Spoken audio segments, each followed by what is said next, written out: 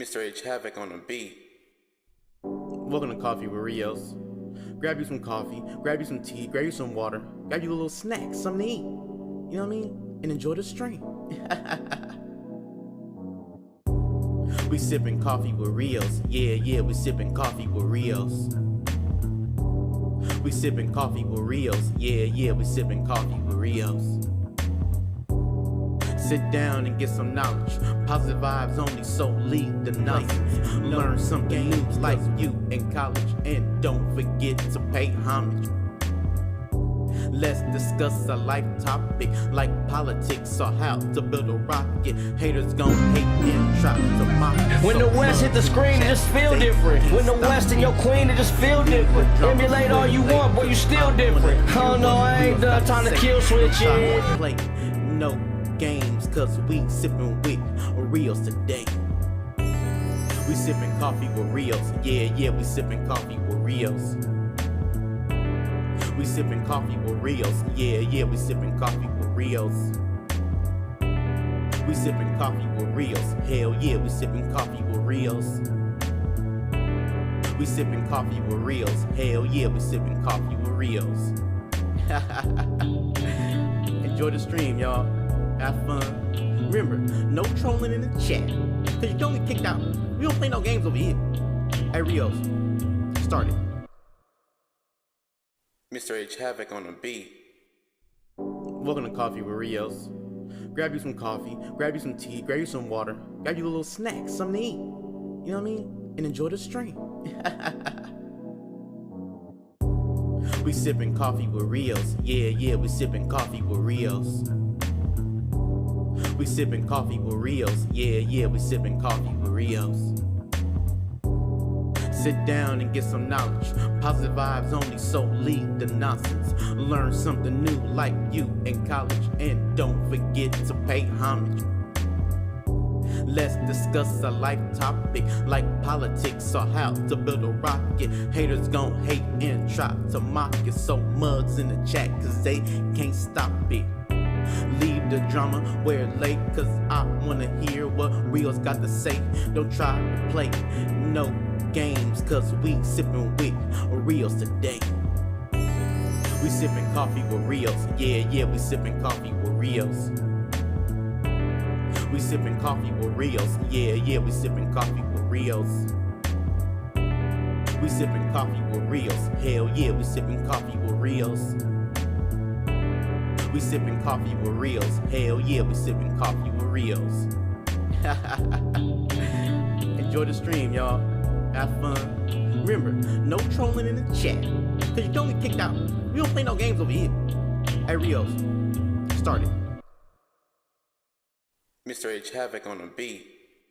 Welcome to Coffee with Rios. Grab you some coffee, grab you some tea, grab you some water, grab you a little snack, something to eat. You know what I mean? And enjoy the stream. We sipping coffee with Rios. Yeah, we sipping coffee with Rios. We sipping coffee with Rios. Yeah, we sipping coffee with Rios. Sit down and get some knowledge. Positive vibes only, so leave the nonsense. Learn something new like you in college. And don't forget to pay homage. Let's discuss a life topic like politics or how to build a rocket. Haters gon' hate and try to mock it. So mugs in the chat, cause they can't stop it.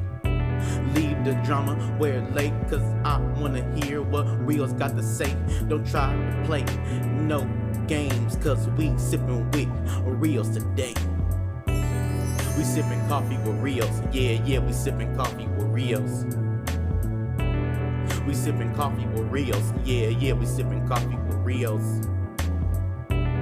We sippin' coffee with Rios. Hell yeah, we sippin' coffee with Rios.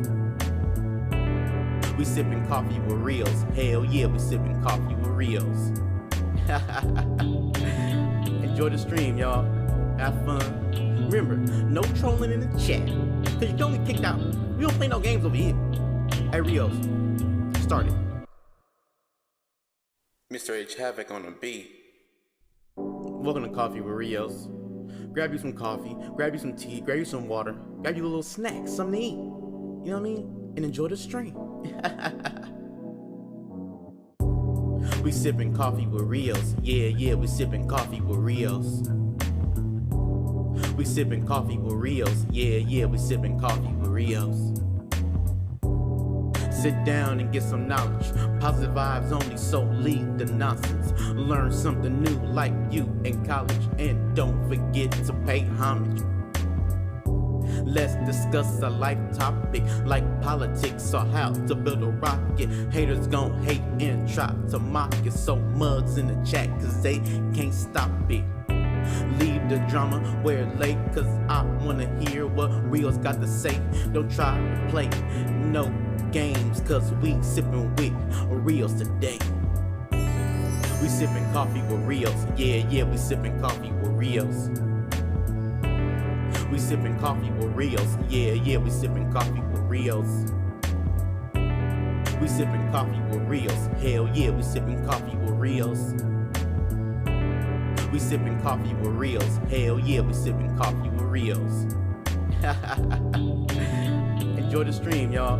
Have fun. Remember, no trolling in the chat, cause you don't get kicked out. We don't play no games over here. Hey Rios, start it. What's going down? The AM Wake Up Show with Rios. Good morning, everybody out there. This is the AM Wake Up Show with Rios, 6 a.m. to 8 a.m. What's up, people? Good morning. Hopefully everybody out there having a good morning, heading to work, heading to the gym, heading to school, getting something positive going, getting something productive going. Just want to say what's up. I see my people here in the chat. I see Sizzle Show. I see Tafashe. I got my mods up in here. Luck pulled the call and was like, yeah, we gonna mod up Tafashe. What up, Tafashe? What up, Sizzle Show? It's good to see y'all in here. Good to see y'all being consistent with me, engaging, being in the chat, being impactful. Thank y'all, man. Thank you for everybody being here. Easy money. You got to join late every day. Oh, easy money. You missed the intro. I put a verse on the intro. So you missed my rap. I have my rap in the intro, easy money. So you missed my rap. What y'all drinking this morning, man? What y'all drinking this morning as I burn my damn mouth with that hot ass coffee? Hey, did y'all enjoy Relatable being live? I think that was dope because Luck is such a personality. Luck is such a character. You know what I mean? Like he needs to be able to interact and engage with you guys, and I think it's very valuable to have that engagement. That's why I asked you guys. I asked y'all. I was like, what? Because you guys kept saying, "Oh, is this pre-recorded or is this live?" And then like it would seem like when we would say pre-recorded, it was almost like dang it, I thought this was live. Jammer with the hammer. And when we would say it was pre-recorded, it would be like not a horrible response, but just like a letdown, like, oh dang, I thought it was live. So that's why I asked you guys. I was like, let me see what y'all think about this and why y'all react that way. And yesterday, doing the live with Luck really was like God answering a question that I had. And that is for sure the reason why lives are more impactful to me from yesterday. I just learned that yesterday because we had a young man call in on send a super chat just on some kind of like an alert or alarming message, and it was like, hey, call in, let's talk to you, or we could even talk about the topic that was in the super chat and give our words of encouragement, speak life into the young brother. We're older dudes. We're an older generation, but just being able to speak life into a younger cat and be like, hey, man, this is what we know. This is what we've been through. And this is how you can get through stuff. Nothing is too big for the time. And being able to do that in real time, be able to talk to a younger gentleman as an older man and give whatever guidance or advice that we have on our heart in real time, in real life, that answered every question I had of why lives are more impactful than podcasts or pre-recorded. And so from now on, me and Luck will be going live on Relatable. Like, there's no question about it. The impact that yesterday was, and then we had a young man, shout out to La Raza, you know what I mean? Shout out to the Brown brothers out there that was talking about his trials and tribulations and doing something prior the night before that was regretful the next day and dealing with that, and just the different walks of life that everybody is oh, you know what? I don't even have my my thing up here. Hold on.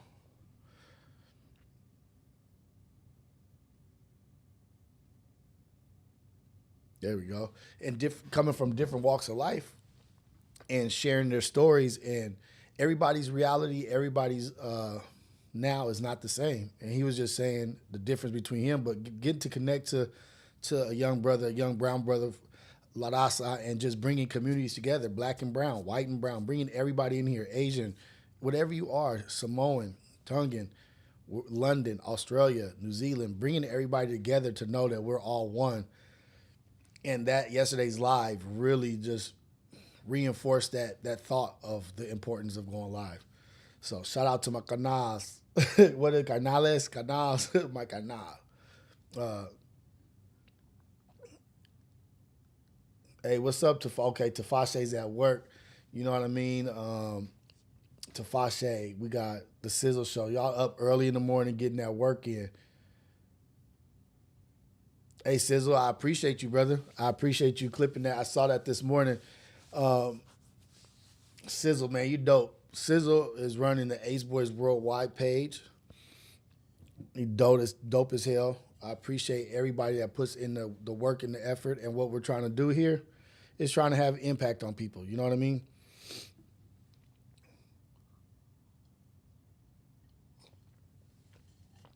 And it was dope because we did, 2 hours? I started late yesterday, started at 8 instead of 6 a.m.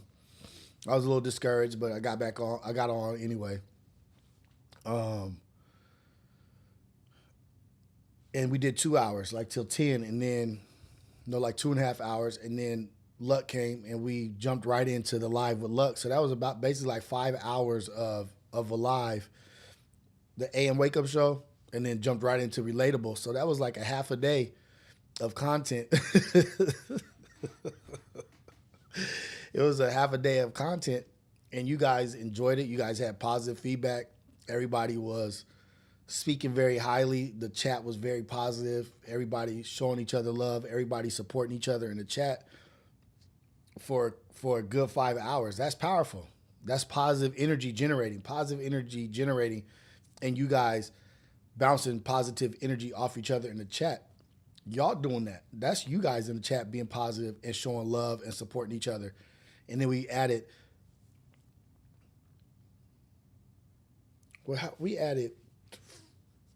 I added three girls in the AM Wake Up Show. I did the moderation. I added 3 moderators, and then we added Tafashe on Relatable. So we added four mods yesterday. We're building a community here. Damn. Hey, it is cold out here too. Like, I got the heater on, but it's usually not cold in the morning. I'll have the heater on. It's cold right now. Whew. What up, sunshine? We get some sun. What are those sunflowers in the chat?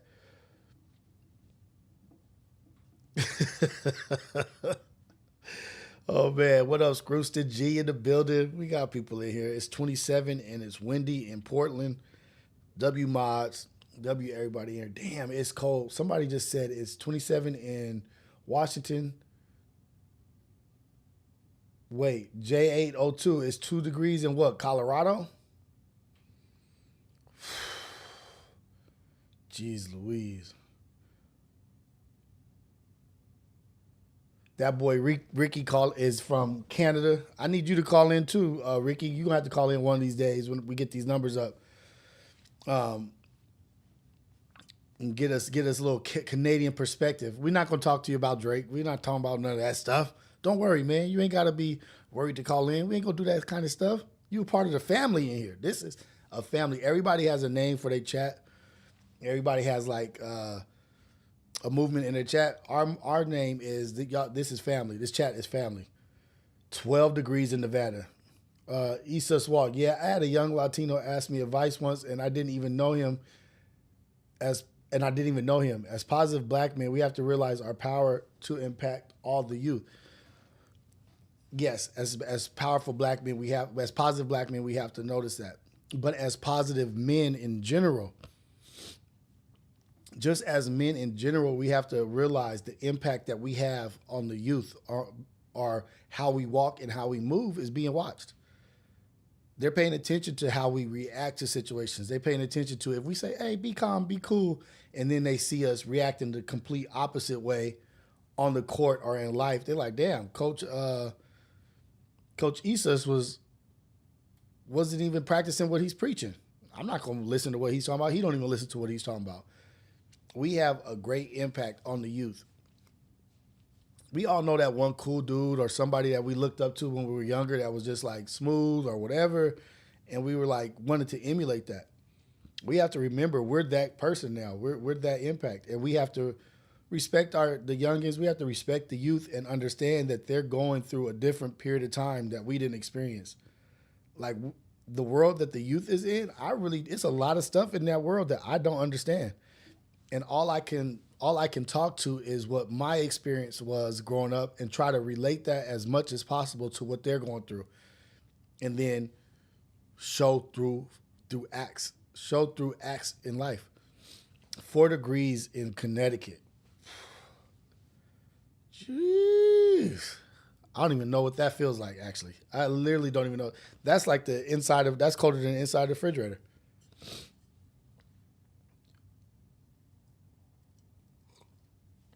Y'all get y'all money, man. Y'all be positive.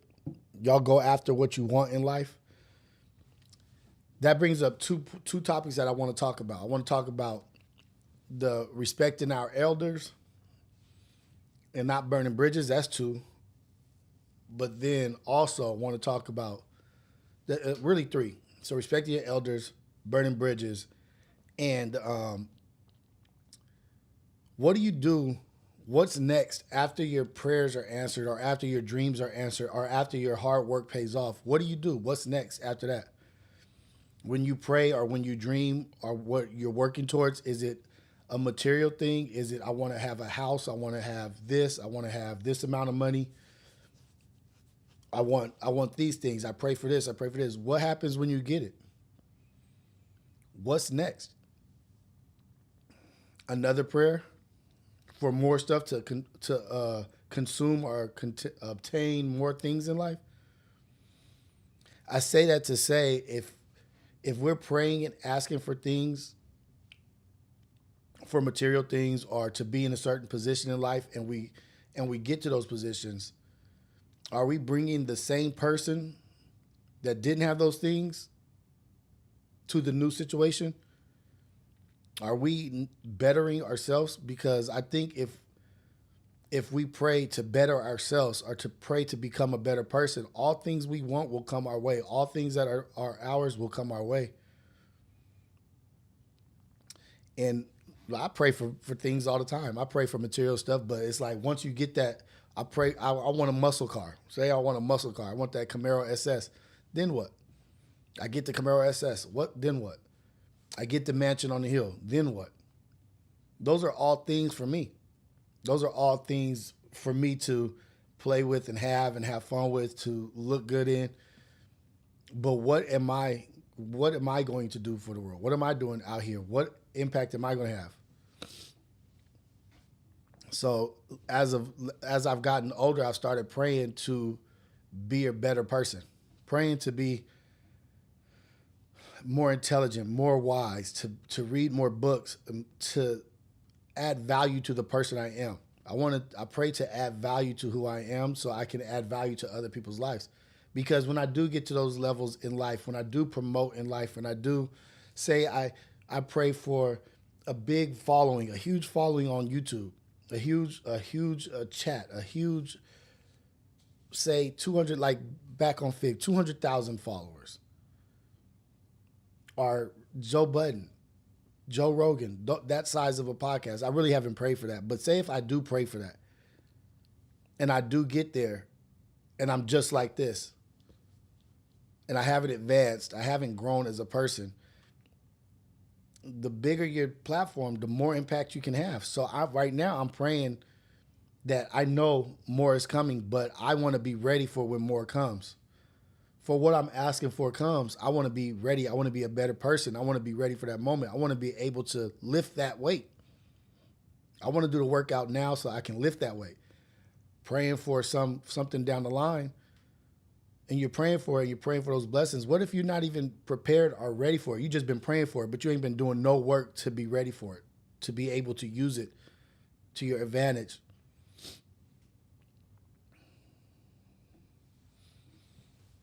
That's a pray to be of more service. Boom. Pray to be of more service. Have an attitude of gratitude, and gratitude requires giving back. What up, Breezy? Don Supreme? We all up in here. But let's pray for the things we want, but let's do the work to be able to use those things once we get them. Pray for what you want. Dream for what you want. Work hard for what you want. But let's work on who we are as a person. Let's heal who we are as a person. Let's do the work so that when we do obtain the things that we've been praying for, we can take full advantage of them and use them to the full capacity to help other people. Because if we don't pay attention to how damaged we are or the damage that's inside of us, it's going to rear its ugly face when you get to the NBA or when you promote to CEO, manager, whatever.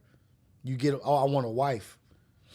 A wife comes your way. The wife comes your way, but you didn't do any work on your childhood trauma. So God has given you what you wanted, what you thought you wanted, but you didn't do the work to retain what God has given you.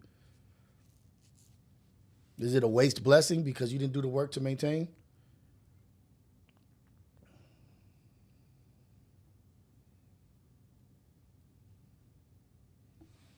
That's what I'm saying. Isus, that's a good one. Putting it out there to be a better person. Trying to be a better person. I want to be a better person. I want to be able to survive my mistakes that I've made in the past. I want to be better than my mistakes in the past. I want to be better tomorrow than I am today. And if you work at being better tomorrow than you are today, 100 days from now, work will have been done. And that's the whole thing about like the genie, like the genie, like I don't want to get all into that. But someone just said, be careful what you wish for.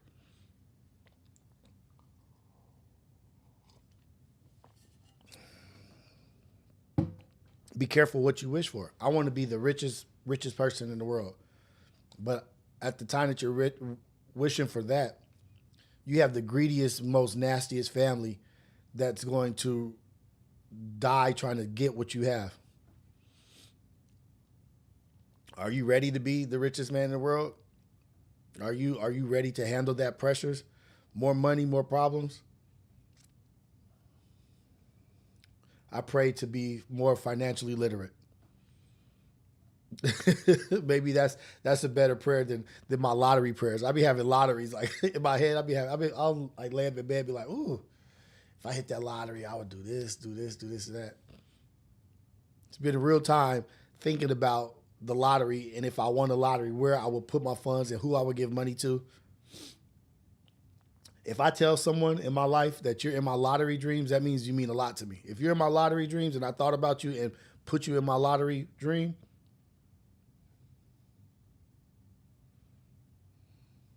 Scrooston G. Yeah, this chat is called family, man. This is family. This chat is family. This is different in here. This is a community. This is a village. We're building.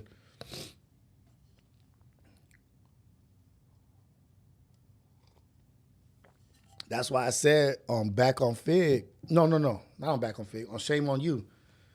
That I never want to be so wealthy or so rich that you can't hear joy in my household.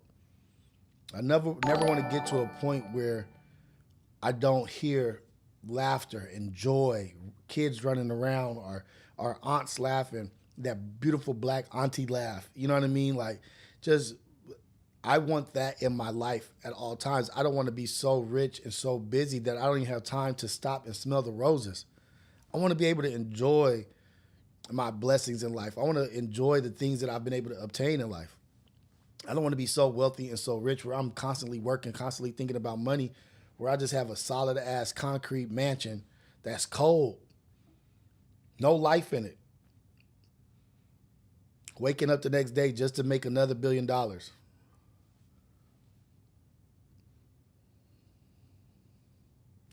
Sizzle show. He said, I'll be having those lottery dreams and I'll bless the heck out of the ace pit. Like, if you're in my lottery dream, if I consider you in my lottery dream, you're an important person. There's a lot of people in my lottery dream. People like, you don't even care about me, shit. You're in my lottery dream. So if I won a lottery, you would be taken care of. So just know that. You're in there.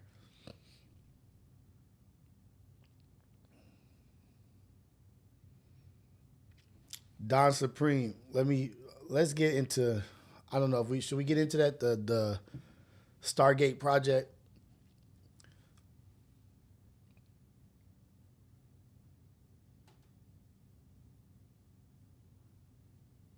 Oh, Chris Harrison, that's what's up, man. Do the work. PTSD is a real thing. Learn what your triggers are. Learn what triggers your PTSD. Just study it. Study yourself. Study your behavior. Study your habits. Study if what you eat or what you do or how you sleep or what affects your balance and your energy. But shout out to you, Chris Harrison. Cybersecurity is a huge industry right now. It's huge. So do your thing. Someone was just talking about pay attention to Stargate project, the AI. The government AI project. I don't even know what really that is. Don Supreme, if you know more information on it, I'm nervous to even think about it or look it up. That shit is just like, I don't know what they're doing. I don't understand AI enough to not be scared of it.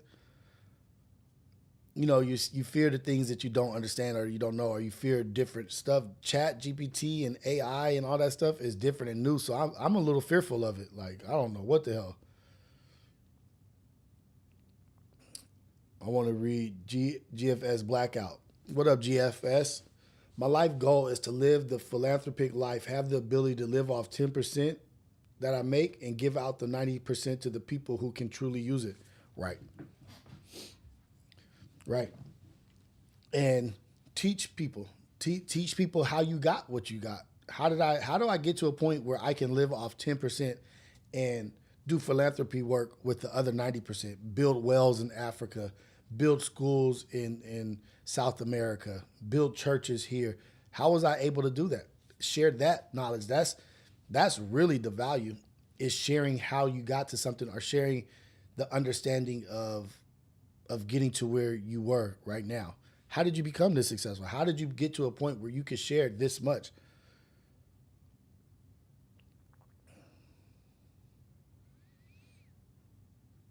Stetwop in the building. What up, Stetwop? Study and stay diverse where you place your pennies, for sure. Hey, Rios, did you look up the Hitler speech after Luck had brought it up? I did. It's wild. I did not look it up. Christian Lopez, if you have the link, if you have the link, put it in the chat and I'll go look it up right now. Or tell me what to look up and I'll go find it. I'll go find it right now. I'm gonna look up what the Stargate. Let's get a little information on what this Stargate shit is. I'm gonna just say Stargate AI program.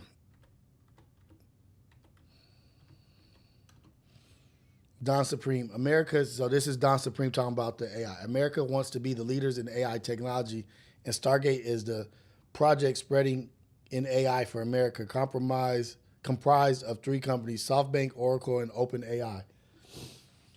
And I wonder how Elon feels about that, because he was against Apple AI being in SpaceX. Anybody who had Apple phone and had AI, he didn't want it in his buildings. So I wonder if these are companies that he's cool with, or like they've worked out all the kinks or whatever. Tech giants announced AI plan worth up to $500 billion. Okay, so Fortune, we're going to go to Fortune. I think this is a pretty credible source. Hopefully it's a credible source, y'all. You know, I don't be really knowing anything and everything.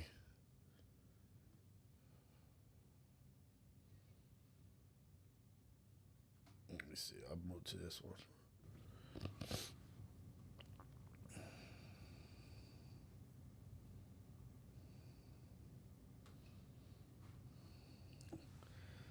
Donald Trump announced a new $500 billion Stargate AI infrastructure project during his first full day in office.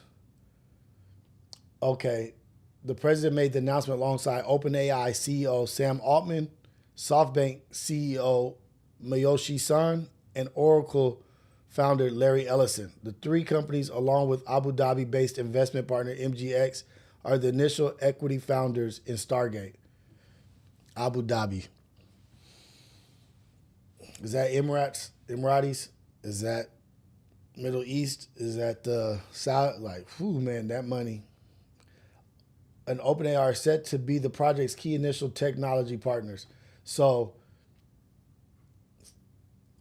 ARM, Microsoft, NVIDIA, Oracle, and OpenAI are set to be the project's key initial technology partners.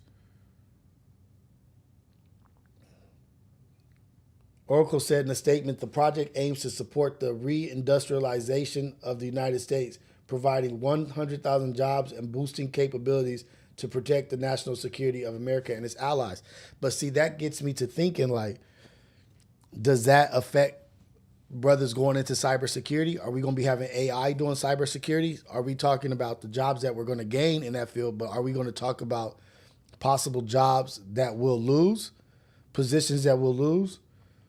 SoftBank is set to take on financial responsibility while OpenAI will assume operational responsibility. SoftBank Chief Son will chair the project. So SoftBank is taking on the financial side. OpenAI is the technology side. OpenAI said the project also builds on the company's existing partnership with Microsoft, while establishing a new one with Oracle. As part of Stargate, Oracle, NVIDIA, OpenAI will closely collaborate to build and operate this computing system. This builds a deep collaboration between OpenAI and NVIDIA going back to 2016 and newer. Could this not be considered like a monopoly a little bit? I don't know. We'll see.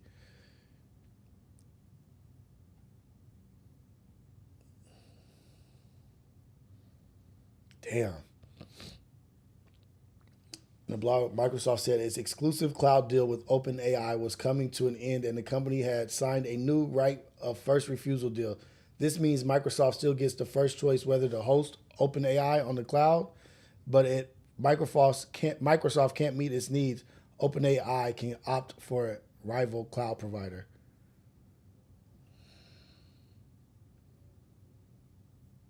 Altman, who has been the most important, I don't know, man. A boost for big tech. We got to learn more. We got to learn more. I got to learn more. I'm telling you that much. GFS, Don, I'm still looking at clean energy as the next wave of consistency, but the higher ups will pounce on the AI really fast, but not the foundation of energy sources. What energy sources you think they're going after, GFS?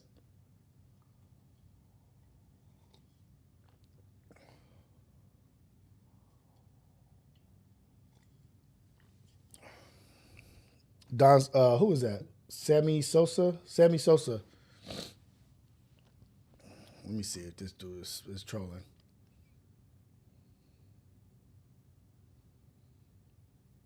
Let me see. I don't even care if he's trolling. I'm going to answer him. You lied, homie.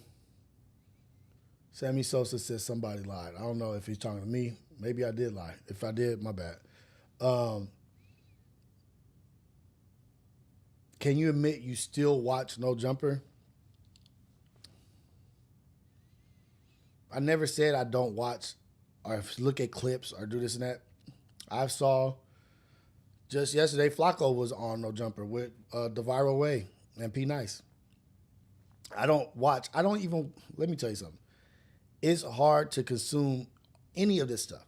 any of this stuff is hard to watch. I can't do all the. I try to keep up to what I do is I watch clip pages. I don't really necessarily watch complete podcasts, complete shows, or whatever. But if I'm on YouTube and there's something like Adam and Whack 100, or I watch. You know what I did watch? And I'm sorry, y'all. It's like a guilty pleasure. Like I watch four extras, man.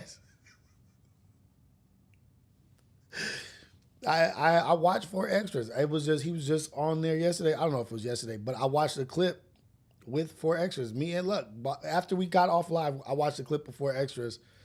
That dude is hilarious. The dude is funny. He's raw, and I enjoy watching him. So I don't deny watching anything or watching this or this that. Like, there's nothing for me to not. Can me and P? I see P Nice, dude. See Sammy Sosa. This is what y'all don't get. I've known P Nice for years. I've known P Nice before there was a no jumper. I'm 43 years old from the east side of Long Beach. I knew P Nice when he was playing football when he was a kid. Like we be getting like this is the funny stuff. Like we get caught up in do you still watch No Jumper or this and that? Like I don't still watch nothing. I barely watch anything. If I see something, I'll click on it, get a few something, and get out of it. But I'm trying to edit. I'm trying to do stuff here. But can you have a sit down with P Nice? Why wouldn't I be able to have a sit down with P Nice? Like what would be a reason why I can't sit down with P Nice? We grew up in the same place. Yes, is a different generation. Yes, he's much younger than me. But why would I not be able to sit down with P Nice? Like, what would be a reason why? My family knows his family.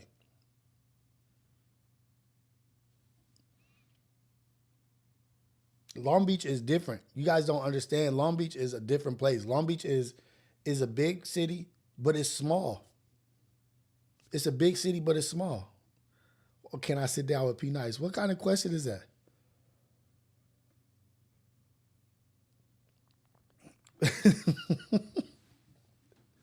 No.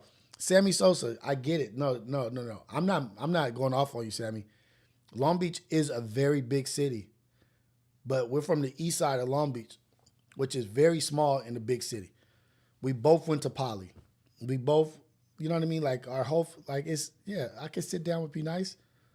I respect P Nice. Like, great father. Like, this is what I'm about to talk about. Like, you guys think of people as what you see on the internet. Do you know that he's an amazing dad? Do you know that he gives back to the community? He has music programs that he does for schools, teaching kids how to do music, coaching. Like you guys know what you see, right?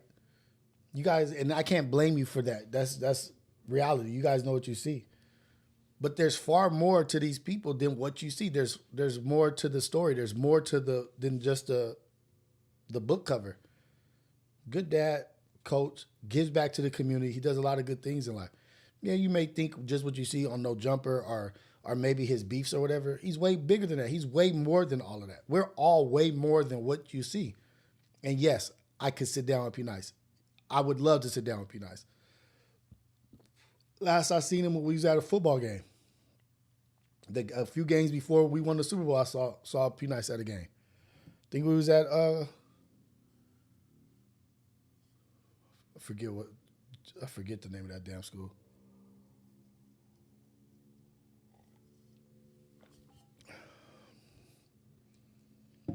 D Money Green. I just walked to Lucky's in VIP Records. Do you remember Lucky's on Pacific when it burnt down? It wasn't Hill. It wasn't on Hill. It was on Pacific and burnt down. I remember that. I used to walk to Lucky's all the time on Pacific. I grew up on Pine and Hill. What up, D Money? You know.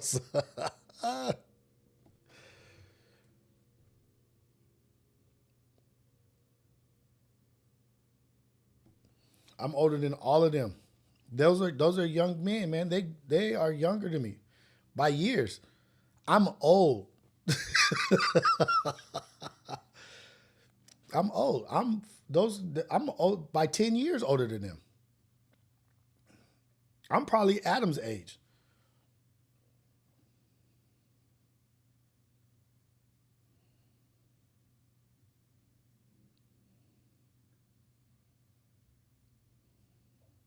Shout out to all the ladies up in here. Shout out to everybody up in here. Thank you for the positivity. Thank you for the love. And thank you for Sammy. Thank you for asking questions. That's a good question. That's like those are just curious questions. Where did he say he was from? Where did he say where it was from?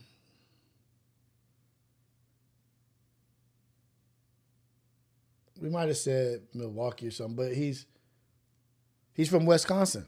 Like I can imagine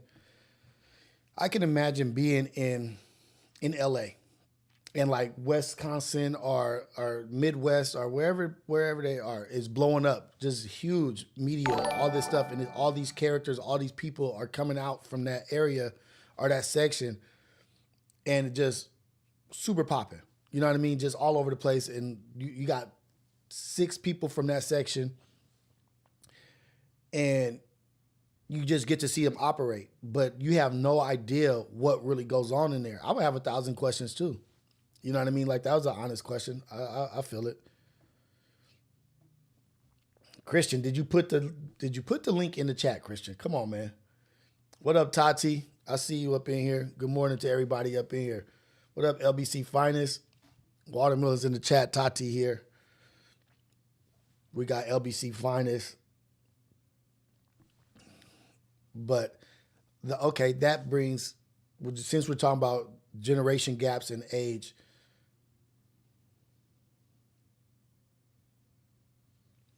Rios, it's crazy that on the east side of LBC, y'all related and rivals. Like, how do you handle family functions? Family is first. Family first. That's it. Like, it's family first. Like, you and everybody understands that. Everybody understands it's family first. And it's a politics or whatever, but there's an understanding there. East Side, 1981, Society of Freedom. You already know it ain't established 19. East Side. But just talk about that. Just how we were saying, P Nice and DW Flame. I'm older than those guys. They're a lot younger than me. They're popping. They're doing what they're doing. I pray and wish them the best in life, and they're gonna get the best in life because they're working for it. They're going after it. And I literally pray for these brothers. You know what I mean? Like they may not know or whatever. I pray for everybody because I want them to win. I pray for the Viral Way. I pray for DW Flame. I pray for P Nice. Everybody from the city, I want to win. I want them to win. But I wanted to talk about like generation and respect. You know what I mean? Like, and not nothing that has to do with us or them. But I was looking at Leila Ali and Clarissa Shields, and it kind of reminded me of something like what was going on with them. I had no idea Clarissa and Leila Ali had any kind of beef, but Leila Ali has said some really deep, important stuff to me that what she was talking about had a lot of substance to it. And she was on Andre Ward's podcast, or Andre Ward was interviewing her. And I want to give a big shout out to Andre Ward because he's doing great things where he's at and making a hella impact. Like he was God's son. He's one of my favorite boxers.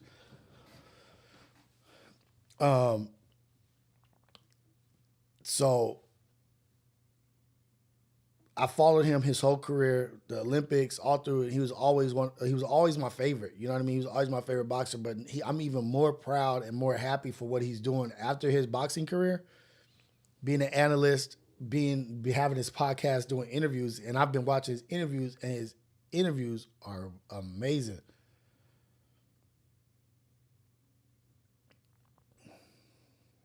Candace Melissa, yep. 1981. Son of God, SOG for sure. So before we get into, after we do this Leila Ali and Andre Ward interview, then I'm going to read a super chat, y'all.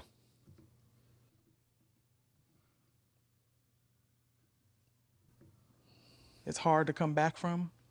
And again, I don't have any hard feelings against Clarissa in general because I got a lot going on over here, you already know, to be worried about any of these young girls like that. And that's not disrespectful for what she's saying. She's just saying, I got a lot going on. I don't even have time to be caught up in no beef with no younger person, no young lady that's trying to figure out life. We're at different places in life, and I have to maintain what I have over here. And if I get distracted, I will lose what I have. That's not what's happening. But at the same time, I see that she gets into it with a lot of people. She gets into it with a lot of female fighters. She gets into it with a lot of people. Female fighters, men fighters, getting knocked out, Remy Ma, Papoose. Like, just look at the energy that's around a person. Like, and we don't have to necessarily single out Clarissa Shields, but what does that remind you of? Do we know somebody like that?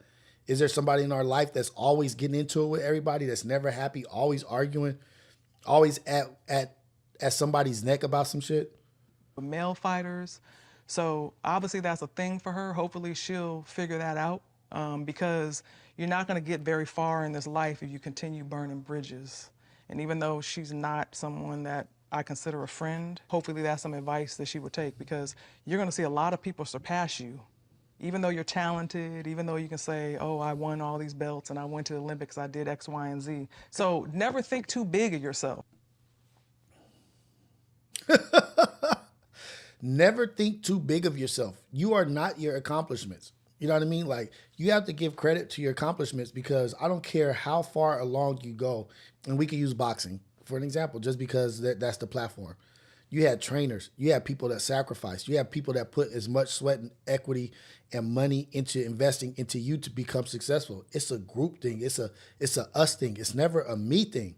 It's never a I thing. I got here, I did this, and I deserve this. No, we deserve this. We built this. We're a family. We came together, not the I. We got to get away from the I, the me shit. It's the we, the us. And basically no one's bigger than the program is what she's saying. I love Leila Ali. Right? Because there's always going to be somebody. You got to really watch your character. You got to stay humble. And, you know, hopefully you don't burn so many bridges along the way, you don't come back from it. Leila was talking to Ish, and she said it so beautifully. Like, she said it just like the way she said it. I was like, damn, I be trying to say that, but I can't get it out that smooth. Hopefully you don't burn the bridge so you can't come back from it. You know what I mean? Like, you're doing all these great things. You're making all these accomplishments as a young lady, as a young woman. But as you're making these accomplishments, you're burning the path all as you take it, all as you walk. You're not even going to be able to go back to where you came from because you done burnt all these damn bridges. Yeah, you blazing the trail, but are you burning? Blaze the trail, but don't burn the bridge. Because you want to use these opportunities right now when you have it. It's great that you're doing all these things, and you want to be a role model to those coming behind you. Leila talking that mess. She's talking that stuff right now. And people are watching. And kids are watching. And the youth is watching. They're watching the young black champion boxing female boxer, champion female boxer, Olympic champion, and you're behaving in this manner. What kind of example does that set for these kids coming up? Like, oh shit, I can act a damn fool, get into it with everybody, have no respect. Leila was on one. That's why I pulled this clip up. And you want the fans to like you. You want to be a likable person. You know, I know there's a movie coming out on her, which is great. She's been through so much, you know, but guess what? A lot of us have. So it's no excuse. We need to do better. And to me, it's really important. It's really important how I carry myself. It's really important how I represent myself, how I represent women, how I represent black women, how I represent fighters, not how I represent myself. How I represent everything I love, how I represent everything I find important. Everything important in my life, things that I find of value in my life, not how I represent me. Me comes last. How do I represent my children? How do I represent my wife? How do I represent the company that I'm working for? How do I represent my business? How do I represent these young men that I'm coaching when I'm out here drunk and acting a fool? I used to be drunk, acting a fool, representing everything I love like an idiot. represent my father, how I represent myself, how I'm a woman, a mother or wife. I don't have time to be over here going back and forth with somebody over no BS. So, you know, like I was hesitant to even talk to you about it because we already know people grab onto that. You know what I'm saying? This isn't about who can win, who can fight. You know, Clarissa knows I offered her sparring. She knows. She knows. And then on top of that, and I offered her a fade. Like I also actually offered her a fade if she was about that. Leila is the She beast. didn't want to spar with me. That would have been the moment to whoop me. That would have been the moment, because we know we would have had our social media. Yeah. That would have been your moment to do your thing. So we don't want to hear nothing else about it now. No more. You know, because there's so many more opportunities out there, you know, but you just got to go about them the right way. Is there a way back for y'all?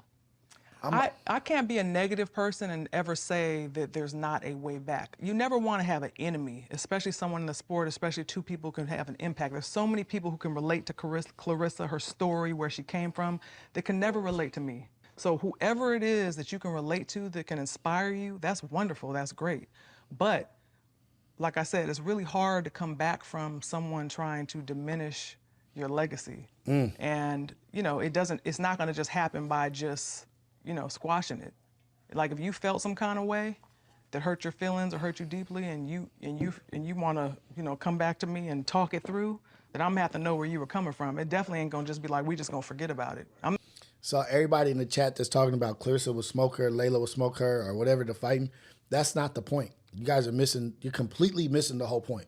It ain't about fighting. Pay attention to what she's saying and what's taking place. And then somebody said her dad talked all the mess, and that she's not her dad. I don't have to be my dad. Just because my dad was a smoker, do I need to be a smoker? Your daddy was a smoker. Nah, I'm trying to be better than the generation before me. I'm trying to be better. She's trying to be better. Whatever she's trying to be. I'm just talking about this segment right here. What she's saying is so relatable and so relevant to life and what's going on between generations. Pay attention. It ain't about getting down and fading. I'm not saying someone has to be like, sorry, Layla, but come on. You know, this all started because of an interview. You heard me say something and you assume I'm jealous of you. It's like, you know. New gotta take the generation blinders stuff. off. Watch, new generation stuff. I'm hoping that one day y'all can have a meeting of the minds and have a conversation, because y'all have different upbringings and lifestyles, but y'all got some overlap too. Right. Y'all both have had troublesome times. Y'all had to fight through some things, different roads, but trouble, and it needed to be a lot of perseverance along the way. And so have you. Yes. So that means nothing to me, Andre. What But you I just mean, said. I'm just no, saying. I'm all not been saying through stuff. as an I excuse. can I'm relate saying to so many different people that's true. on that level, so that's Yeah. not. But I got what you were trying But to. I'm Are you trying to be saying- Dr. Phil here? No. Dr. Dre. But no, this is how my mind I'm gonna let you works. have your moment. I'm sorry. Let me have my moment. Yes, yes. So I'm going to hold out hope, because I do see the overlap. And I do see two young ladies that came from different but difficult Different but backgrounds, difficult. and Different y'all but have difficult. made tremendous names for yourselves. And so I'm going to hold out hope All that right. one day. Keep that hope alive. Brother. Yes, I will. And I'm going to ask, I don't need the details, but was a potential fight with y'all, was that real? I think that when I said that I'd be willing to fight for the right amount of money, I definitely got some phone calls. Okay. And if that money would have came about back then, not now. Boom. Back then, not now. I really, really appreciate that conversation. You are not bigger than the program. We can't burn bridges. You can blaze a trail, but don't burn every bridge behind you. You can't even get back home. You done burnt the bridge back home. You done burnt the bridge to this section. You done burnt the bridge here. Now you just here in the middle, all by yourself, you against the world.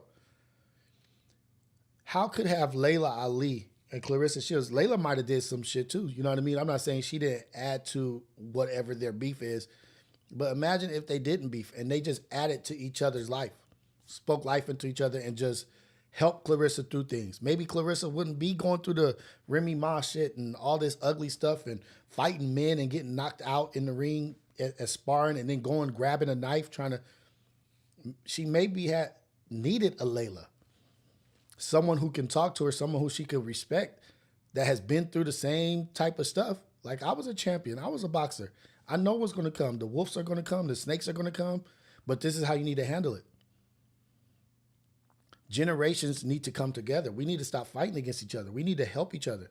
And how could Clarissa have helped Leila? I'm pretty sure there's ways that Clarissa could have helped Leila in life as well. Because what? It's a life of servitude. Like, she could have served, she could have helped Clarissa Shields. I wish them the best and everything, but I was just talking about the things that she was saying right there. So important. And for us to be able to see each other eye to eye and try to understand each other, try to understand points. And don't just run to the internet and start talking crap. Call people. Call somebody. Get on the damn phone. What happened to getting on the phone? And saying, hey, when you said that there was nothing desirable for you to do in boxing or nobody that intrigues you to fight, were you saying that I'm not desirable, I'm not intriguing?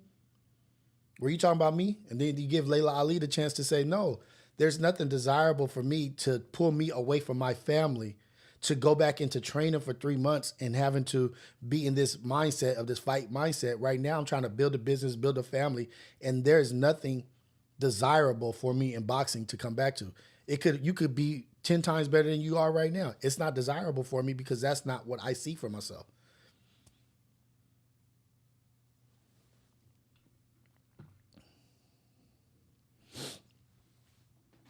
She's a OG professional, not Leila Ali's a hater because she's older.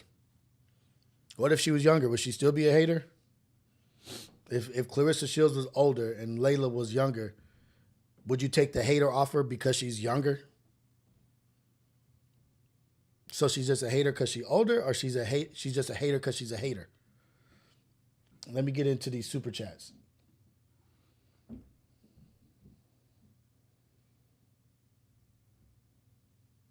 Bella, that's a good one. I like what Bella said. Layla stood on business. Pun voice. Layla stood on business. Pun voice. We can all take note and apply this free wisdom she's given to any aspect of our life. Gets lonely up top when you're making enemies. It was the humble fade for me, though. That's what I'm saying. That's the exact what I'm saying. Like, don't miss the point and get too caught up in everything. Make it be somebody else's face. Make it be two other people. But the messaging, listen to the messaging. Stop getting caught up on the person. The messaging is so relevant and relatable.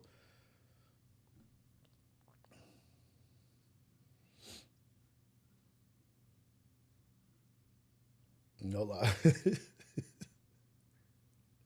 Let's get them likes up. Thank you, Tafashe. Oh, man. And you see the things that's happening. Okay, let me get to these super chats. Hold on. But you see the things that's happening in the background in one person's life, all the drama in one person's life versus what's going on in the other person's life.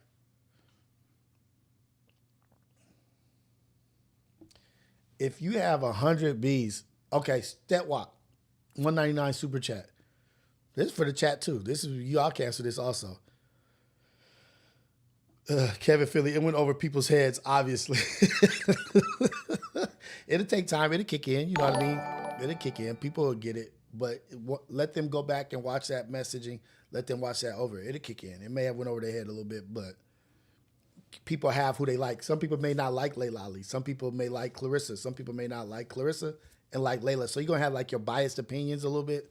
But if you take the faces and the names away from what the message is saying, the message is dope. Just like some people don't like the Bible. But the messaging, some of the messaging is off, but some of the messaging is woo-wee. Statwap, 199 super chat. Thank you, brother. If you have 100 Bs, how much do you give away? 100 Bs, I forgot who was in here. Somebody said that was it Scrooston?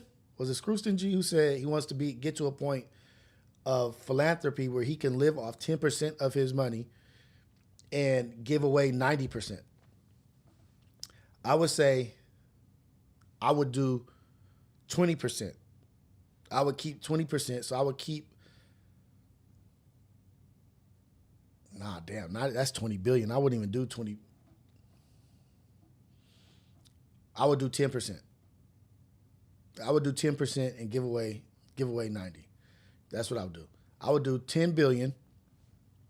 I'll do 10 billion, keep 10 billion, keep 5 billion and have that 5 billion just mine. And then the other 5 billion invest whatever so that it can work for itself. 5 billion just earning its own money. Just sitting wherever it's sitting, partner, spacing it out where it's making its own, it's working for itself. 5 billion is for me. Gonna go buy some houses. Going to go live where I want to live the life I want to live. take care of my family, set up everybody in my family with the 5 bills that I got. 5 bills is working for itself. And then the other 90, we figuring out how to help people, what we can do with the 90, what organizations we give to, what organizations we start, what colleges, what high schools, what schools we're building, what countries we're helping. How do we help Haiti? How do we help South America? How do we help homeless people? How do we, like, that's what I start doing with that, where I'm at. Start trying to change the mindsets of people. But that's what I think I would do. 10 billion is more than enough for anybody. 5 billion to me and my family, 5 billion into investing and working for itself. And then the other 90, we helping. We serving. We living a life of servitude with 90 billion. You know how many people you can help with $90 billion? Sheesh. That's crazy amount of money. Like, I don't even know. Like, I think they did something like the difference between $1 million and $1 billion. Like, have y'all seen that thing on Instagram? The difference between $1 million and $1 billion? Like, some people just be talking about, oh, I want a billionaire, a millionaire. But the difference between a billionaire and a millionaire,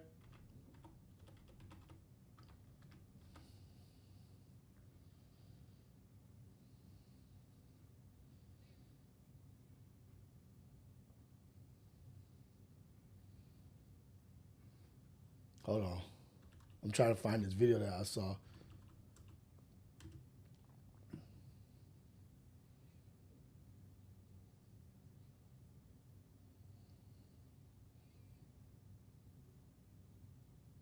There we go.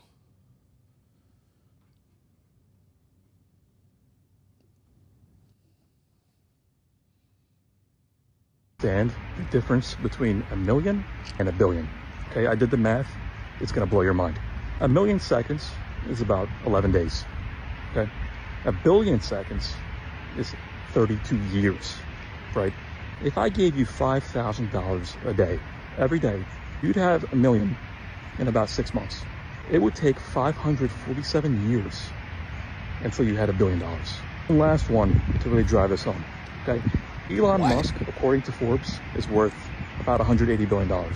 If I gave you $100,000 a day, right, more than some people's annual salary, if I gave you that a day, you'd have $180 billion in about 5,000 years. Think about how crazy that is. I would have had to start giving you $100,000 a day back in 3000 BC, before the Great Pyramids were built in ancient Egypt, every day, day after day, until today, and Elon Musk would still be richer than you. How wild is that? So most people don't understand the difference between $1 million and $1 billion. Okay, I did the math. It's going to blow your mind. 1 million seconds is about 11 days. 11 days. Okay, 1 billion seconds is 32 years. 32 years right? versus 11 If I days. gave you $5,000 a day, every day, you'd have $1 million in about 6 months. It would take 547 years until you had $1 billion. And last one to really drive us home, okay? Elon Musk, according to Forbes, is worth about $180 billion. If I gave you $100,000 a day, right, more than some people's annual salary, if I gave you that a day, you'd have $180 billion in about 5,000 years. Think about how crazy that is. I would have had to start giving you $100,000 a day back in 3000 BC, before the Great Pyramids were built in ancient Egypt, every day, day after day, until today, and Elon Musk would still be richer than you. How wild is that? So most people don't understand the difference. How wild is that? How crazy is that? The difference between $1 million and $1 billion, just to put it into perspective.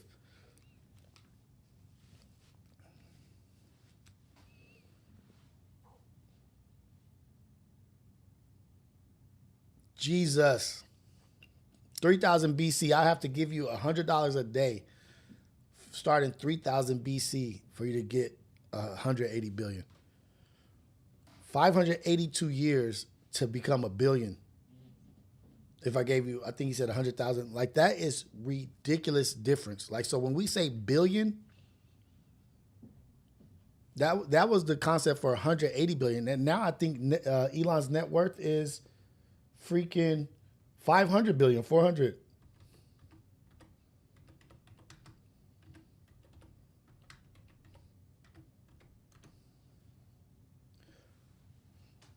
Y'all ready?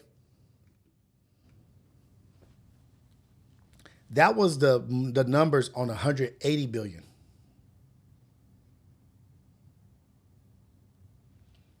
433 billion is how much Elon is worth.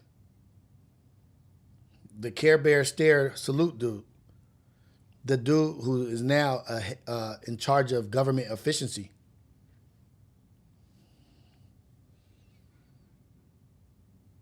Let's see how much his net worth was in 2023.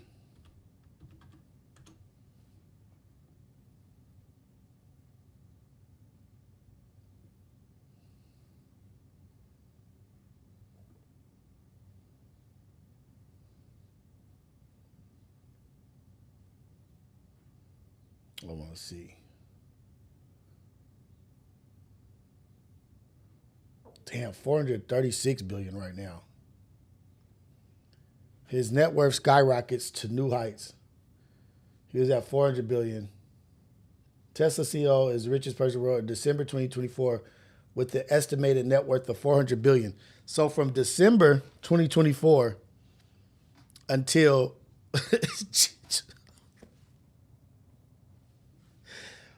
a month, let's just say 2 months. We're going to say he was in December 1st, he was 400 billion. January 22nd, he's $33 billion richer, $36 billion richer.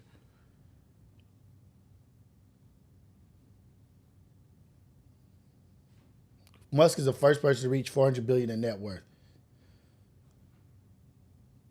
Tesla, SpaceX, social media platform X, and artificial intelligence company XAI. Now, I wonder what he's going to have to do with this Stargate shit, if he's going to be a part of that.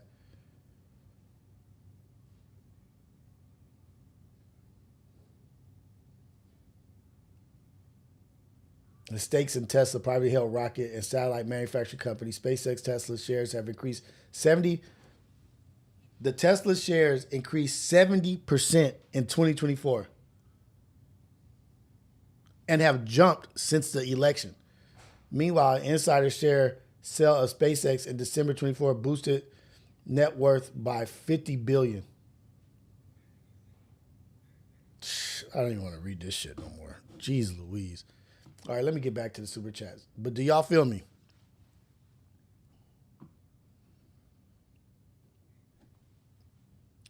He's got 433 of those things. 436 of those. And Stetwap was asking about the 100 bill. This is why I love super chats, actually, because you guys be having some bomb questions that actually add to the content of our conversation. You guys are a big part of the flow of the conversation. So I only got to one super chat. That was like 10 minutes. The difference between a million and a billion. And guess what? Elon Musk got the most billions out of everybody. OEM1, $4.99 super chat. Thank you for the super chat. Never a wasted blessing. God acts with intention and gives you what you want, sometimes to teach you a lesson so you don't mess up next time. So you be prepared the next time. Everything happens for a reason. Everything is a part of the plan, for sure. OEM1, everything is a part of the plan. Sometimes, don't you guys see, like, you be butthurt about your heartbreak or a door closing in your face or opportunity leaving or getting fired from a place, and you feel like it's the worst thing in the world? Like, damn, I got fired, or damn, that opportunity is gone. Damn, TikTok is gone. I was making all this money or whatever. There's opportunities that you lose, and you think you get heartbreak from your first boyfriend, first girlfriend. You think it's over. But turns out to be the greatest thing that ever happened to you. Like, damn, if I wouldn't have got fired, I wouldn't have went after my dreams. Damn, if I wouldn't have had that door closed in front of my face, I'd have still been trying to go over this house, and that house burnt down. Or if I was still stuck with that person who broke my heart, I would have been poor for the rest of my life. Look at that person 10 years from now. They ain't doing nothing. They still just being the same conniving person. Sometimes blessings come in disguises. Nah, I'm about to separate you from this. I need to remove you from this. Like Luther Vandross. Hey, if you guys want to see a dope documentary, watch. Luther Vandross is one of my favorite artists. One of my favorite singers, artists, musicians ever. That's how I got my wife. I used to game her up with Luther Vandross shit. But in that documentary, he was a backup singer. He was a very successful backup singer, the most successful backup singer, making bread, doing jingles on commercials and stuff. But it was a woman, I can't remember what the lady's name, I don't want to say Roberta Flack, I don't know. But it was a very successful female singer that was like, you can't sing backup for me no more. I'm not firing you, but you can't do this no more. Like, you need to go to the next step. So you're done singing backup. This position is done for you. This job is over because it's holding you back. You need to do more with yourself. So sometimes opportunities and things come to an end as a blessing in disguise. You think it's a curse, but it's a blessing. Good job, OEM1. That's real shit. It's $4.99 super chat. Never a wasted blessing. God acts with intention and gives you what you want sometimes to teach you a lesson so you don't mess up next time. He'll give it to you when you ain't ready for it. And you'll do like Auntie said, you'll fundle the bag, homie. You'll fundle your blessing. You will fumble your bag. But like Auntie said, she'll fundle. You'll fundle the blessing. You'll fundle the bag. And God like, oh, you thought you wanted that, huh? Yeah, you wasn't ready. Hot potato, nigga. Hey, thank you, OEM1. Thank you for the super chat, $4.99. We got Kevin Finley, $4.99 super chat. Good morning, Rios. Good morning, chat. Shout out to Kevin Finley, man. Shout out to you. All love, all the time. And then when I get out of here, I'm going to get to GFS Blackout. I saw something in the chat about you going through some stuff, and I want to talk to you and send some prayers your way if there's something going on. Thank you, Kev, for the super chat. I appreciate you like always. Hopefully you're doing well in your surgery recovery. Young 7, $1.99 super chat. Shout out Candace Melissa. Candace, what you doing getting shout outs in here, huh? What you doing in the chat, Candace? Getting shout outs in the super chats. $1.99 super chat. Shout out Candace Melissa. Candace Melissa. Getting super chats. What you doing in the chat, Candace? Good morning, Candace. Thank you, Young 7, for the $1.99 super chat to shout out Candace. Shout out Candace, man. Shout her out. All the love. Look at my girl, Bella. $4.99. What up, chat? Bella, shout out to Bella. $4.99 super chat. What up, chat and Rios? Morning AM, ladies. Mayday, mayday. My boss is looking for me, but I'm sipping coffee with Rios. Should I tell him my VPN is disconnected? Oh, shit. I remember the VPN connections and all that. So, Bella, you can't put it on the sipping coffee with Rios, the AM wake up show on your phone in one ear and then work in the other. God, come on, let's multitask. We don't want you to get in trouble. I remember having to multitask and I used to always try to learn a bunch of stuff at work. I used to just read up on the most random stuff or listen to the most random things, and people be talking to me and I'm trying to listen. But I remember my wife, when I first met my wife, I'd be at payroll. I'd be reading up on Genghis Khan, Attila the Hut, just the most random stuff. Like, where did the spear get first invented? How did, just most random shit. I would come home with printed out papers, like hundreds of sheets of paper off of all kinds of places on the internet. My wife would be like, what is this? What is all of this stuff? Like, that's what I was reading today. She's like, that's why you know all this random shit. You just be reading all kind of crazy. In my car floor will have different stapled pamphlets of stuff that I was reading. Just reading about all kinds of stuff. But thank you, Bella. Thank you for the super chat. Don't get in trouble. You know, multitask, but remember, priority. I don't want you to get in trouble. Beyond 516. But thank you, Bella, for the $4.99 super chat. Beyond 516. Thank you for all the super chats. Everybody who sends super chats, thank you. I appreciate you. This is what I'm doing. This is what I'm doing until I make it. Gonna make it till I break it. So break it till I make it. Whatever. I don't want to say fake it because I ain't faking it. Beyond 516, 499 super chat. All the super chats help, and we appreciate all the super chats. I'm a one-man show, one-man band over here.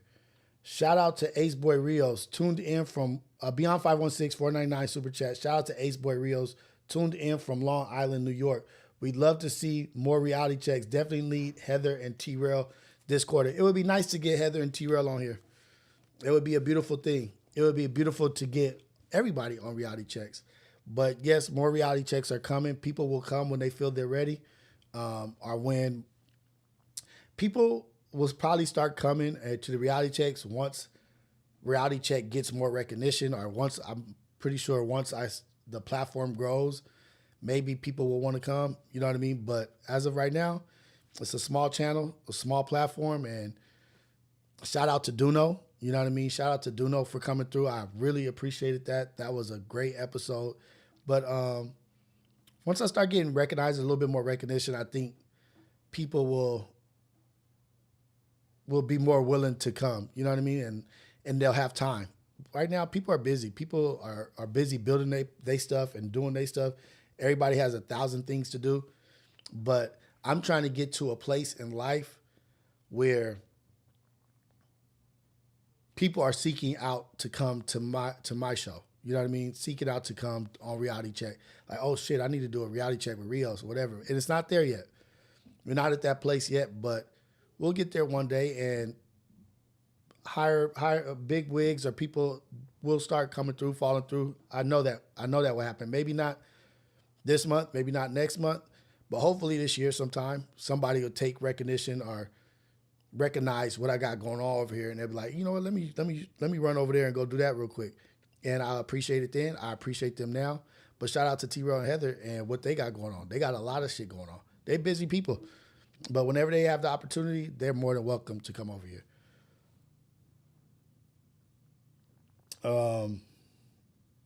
We need a Havoc episode. Condolences to Duno.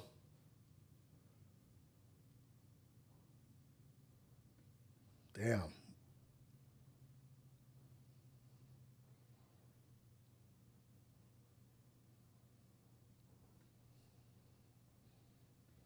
Wait, hold on. Damn, condolences to Duno. I don't know what happened. I just seen condolences to Duno, praying over Duno and his family, whatever he's got going on. I hope he's okay. But shout out to Duno. Hey, man, everybody's welcome on Reality Check, man. You got to be of stand. You got to be, I don't know. You got to be, I've had a few I want to take back, but you got to be of stand-up character, got to be a good person. This is my house. You know what I mean? I got to trust you.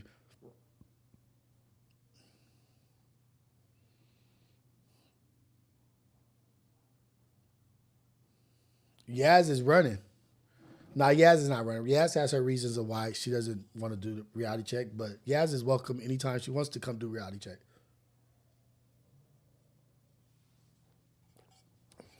Tati's coming Saturday.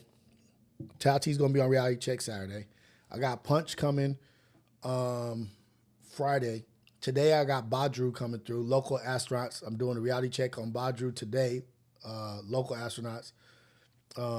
Oh, he lost a homie. Damn. Shout out to Duno. Prayers out to him and his family, his friends. Dang. Damn. Tomorrow's never promised, man. Enjoy every moment you got with your people. Enjoy every moment you have with your friends, your loved ones, your family, your associates. Appreciate every moment because they might not be here tomorrow. Damn, that's rough. Dang.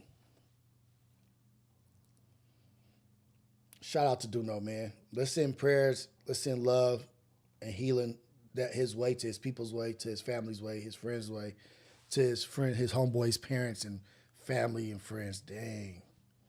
Shout out. I'm not sure exactly what happened, but prayers out. Actually, I think Havoc's, the thing is that's funny is that Havoc has been the butt of the joke a lot. Like, he's been the butt of the joke for a lot of reasons, for a lot of things, but he still gets up. He's still, like, I respect Havoc a ton. Is he the best at what he does? No. But is he outworking people? Yep.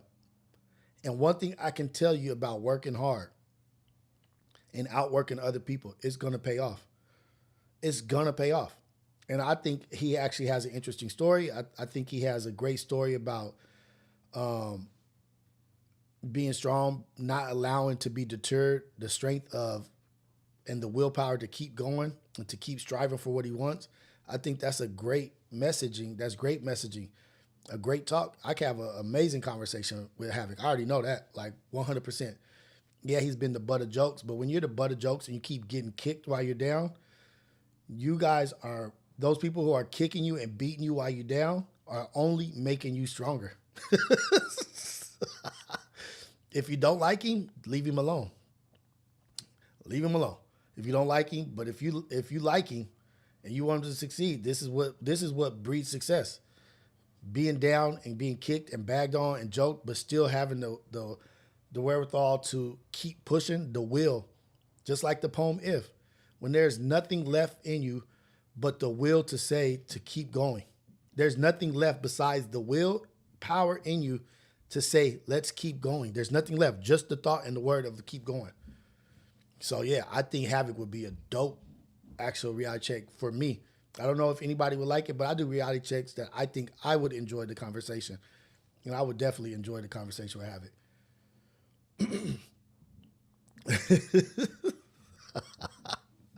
He just can't have them shoes with all that glue smell on them. I got babies up there. I got kids in here. We can't be. We got to have an OSHA check before that nigga walk in the door. So we be bagging on him. But shout out to Havoc. And I'm never going to forget about Havoc. I'm telling you, as far as I go, Havoc is going to be there, homie. Everybody that's a part of the story is always going to be there.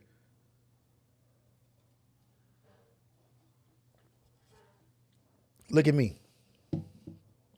I think in the last, so we'll say I'm not the greatest. I'm not the best. There's a lot of things I need to work on. There's a lot of things I need to get better at. And I realized that. And you know what I did when I realized that I need to get better? I started putting in the hours. We're at episode 13. That's minimum 26 hours. In the last two and a half weeks, I've done 26 hours of content. That's for us. That's so we can be positive in the morning. That's so we can get onto some bigger, better things in life, get some attention, get in the algorithm. But guess what those 26 hours does? Iron sharpens iron. Repetition, consistency. 26 hours of content, that's just the AM wake-up show. 26 hours of this. I've done 26 hours of this in 2.5 weeks. 13 episodes, minimum of 2 hours an episode. That's not counting the reality check. That's not counting the relatable. That's not counting the WWF. That's not counting imperfect perspective. There's about six of those all combined. That's another 12 hours. 26 plus 12, 38 hours of talking and getting better at being on this mic and in front of you guys and talking to you, because I want to be ready when my blessings come. Preparation meets opportunity is luck. 38. I put in 38 hours just on my show. That's not counting the Mondays and the Fridays. That's not counting Ace Boys Worldwide. Who ain't working? Who ain't putting in the work? I'm on my Havoc stuff. I'm putting in the hours to get better. I'm putting in the hours to get my voice together, to get my delivery together, to try to stop saying so much, so that when people consume my content, it can be received way better. It's digestible. Instead of me just, you know what I mean? Like I say like a lot. I say, you know what I mean? I say, I'm trying to get rid of all that stuff. I'm trying to get rid of the cursing. I'm trying to get rid of the nigga. I'm trying to get rid of the cuh, because I want to be digestible to all walks of life. I want everybody to be able to hear. I want everybody to be able to say, damn, that was a good listen. That was a good listen. I don't want people being turned off by, everybody has their hiccups. I don't want none of this shit that I could stop to be a hiccup for somebody to listen or to help somebody. because somebody might be turned off by what I'm saying, but what I'm saying may be able to help their little sister. But they like, nah, I can't listen to no cursing. But what I was saying could have been a good message for somebody they know. So I'm putting in these 40 hours. If you think about it, 40 hours of just talking,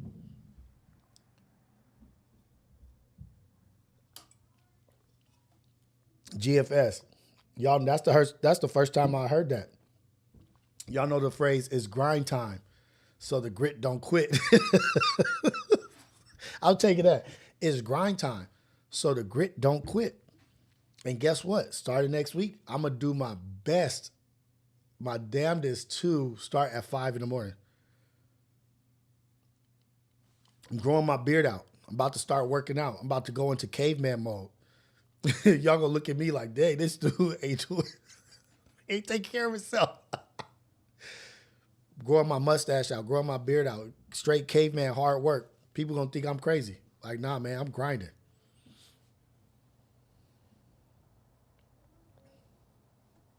HCN, do you feel it's a good plan to have so many shows right out the gate? I think you should focus on one show at a time. No, I think I should do as much as I can. I think I should have as many videos as possible. I think this AM Wake Up Show, I think is the best idea ever because I'm not worried about the success of the show. If I feel as if what I'm saying is not impactful and I'm not making a change for people or saying something positive or getting a message out, then that's when I'm not doing enough. But if I feel like every platform, every show that I'm doing, I'm able to have impact or have an engagement or have something said that is going to help people, when it gets to the point of where I feel like I'm just talking for no reason, yeah, that's when it's. But nah, I'm putting this out there. There ain't no. I could put as much time into one show as possible. It still might not get no views. So I can't be worried about views. I got to worry about if I'm being impactful. And every morning I'm up in here, I got 300 people in here at 7:30 in the morning, talking to 300 people, Monday through Friday. And that may fall off, that may jump up, I don't know. But guess what? I'm going to keep doing this. I'm going to keep interviewing people that I want to talk to. Basically, what you guys are getting is just to get to see my life. Like, this is really just shit that I do. This is what I want to do, and I'm just recording it. You could tune in or you cannot tune in. As long as I help one person, Rios is talking.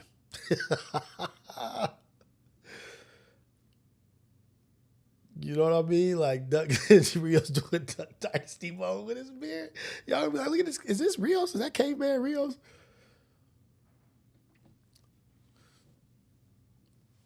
Oh, man. The numbers going up, though, Rios. Be consistent. The numbers going up, though, Rios. Keep going. It's going to go up and up. And that's a part of it. That's a part of it. But the most important thing is the messaging. Hey, Jew Man. This is for everybody. Y'all can laugh at this. Jew Man, not clowning, but has anyone told you, Rios, that your laugh sounds like Barney Rubble's laugh from the Flintstones? All the time. All the time. I used to be self-conscious about my laugh at work because all my coworkers would be like, oh, I know when Rios is coming. I can hear him laughing. But also my coworkers used to be like, damn, I love your laugh because it brings me joy. Like, women, like, it's when you come in the room, we're all happier.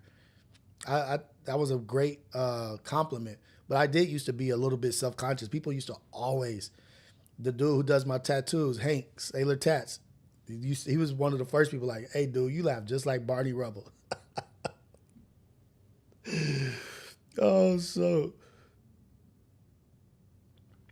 Oh, man.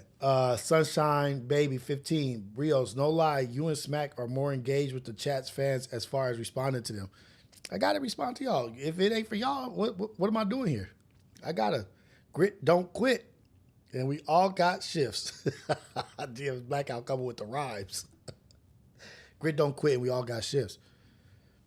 Chief Smoke 1. Rios, I appreciate everything you are doing, my brother. I'm working nights and listen to you on my way home. Bring that positive energy into my household, and my life has been going a whole lot better. How can I stop doing this? How is it possible? How can I turn this off when I'm getting messages like that? by just being me, just talking on here, just chopping it up with y'all, just being open, having great conversation with y'all. No, it's not too many shows. I got enough time to focus on everything and move around and do what I gotta do. Yeah, I think we're fine. Now, maybe once I'm like, if I get bigger and have more things going on, maybe it might be time consuming and I'll have to like prioritize this over this or whatever. But for now, this AM Wake Up Show and Reality Check and Relatable and Imperfect Perspective are very important.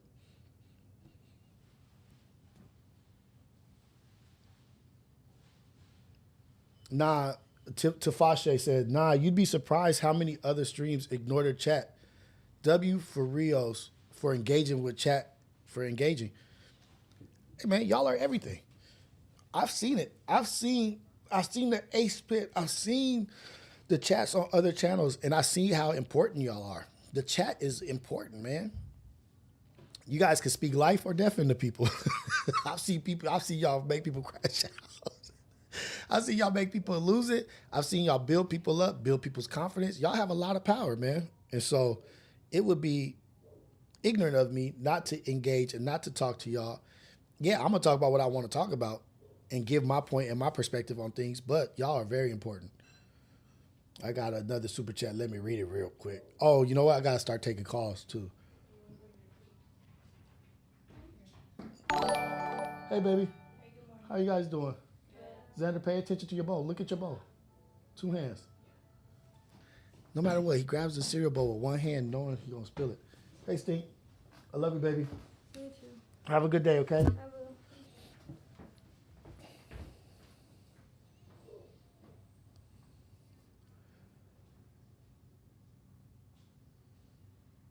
Okay, so I read Beyond 516 super chat, super 499. That was the Heather T-Rail thing. Bella, 499 super chat. Gotta be on Teams video call and my face is loud. Boss will know I'm distracted because the chat keeps me laughing at you streaming on my TV now with CC. Hey, you are a doer, Bella. Bella is a doer. Like, she knows how to get it done. Like, Bella's a person that you want on your team for sure. That is the person you want on your team. The person that's going to get it done no matter what. Like, I'm going to make this work. I don't know what your name is, brother. That's in some kind of language. But $2 super chat. How do I email you my life stream? My life's try. What is life's try? I got to look that up. I don't even know what life's try is.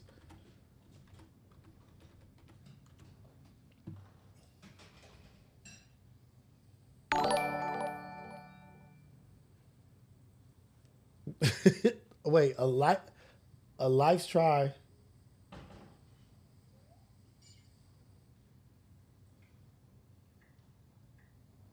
Is that a life story? Life's try is a life story. A life story is a, I don't know what life's try is. I'm sorry, but you can email me.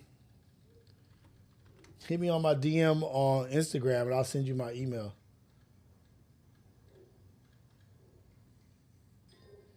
Nah, I don't know what life's try is.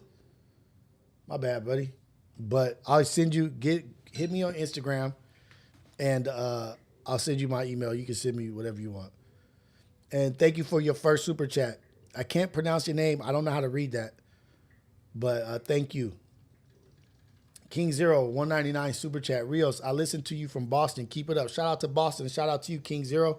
Appreciate everybody that tunes in and everybody that engages and makes an impact. I appreciate y'all, man. Appreciate everybody in here for supporting. We ain't nothing without y'all. That's straight up. Look at the chat. Life story, Rios. Oh, well, I can't look at the chat while I'm reading the super chat. My bad. Life story. You can send me your life story on DM me and I'll send you my email. It's Japanese? Okay.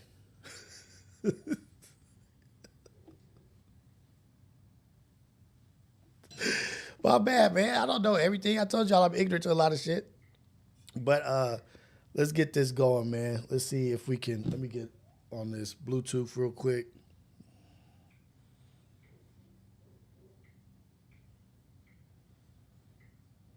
Let's get this stuff connected.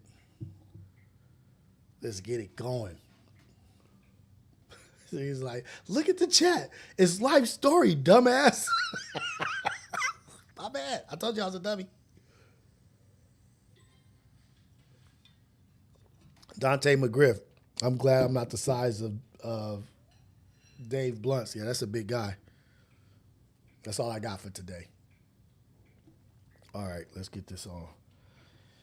Now, if y'all want to call in, call in. But I do want to talk about Dave Blunts, man. Like, I'm going to talk to y'all. A lot of y'all be calling bad luck Dave Blunts. I'll be seated in the chat. Yeah, he's nowhere near what Dave Blunts is. Nowhere near. Me and Luck could race outside. Dave Blunts can't run. Luck could still not beat a nigga up. Luck could still get with it. Dave Blunts can't even swing, I don't think. But if y'all want to talk, call in. We active, we cracking. Oh, shoot. There we go.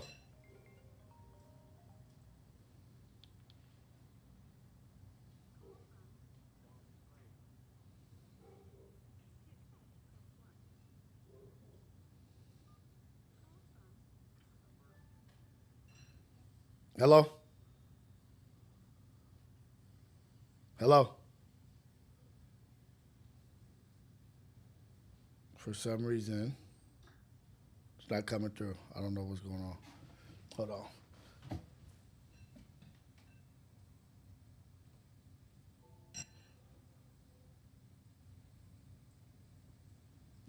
Y'all call back, and we'll see what's going on. That one didn't go through for some reason. Roadcaster is connected.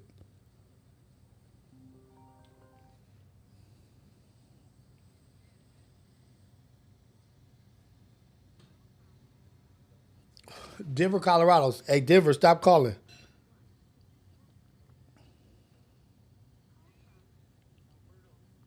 Alberto, let other people call in, man.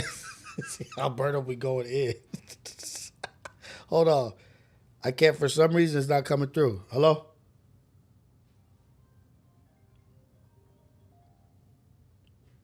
Damn, what's going on? Hold on, let me get my Bluetooth together. For some reason, it's not happening.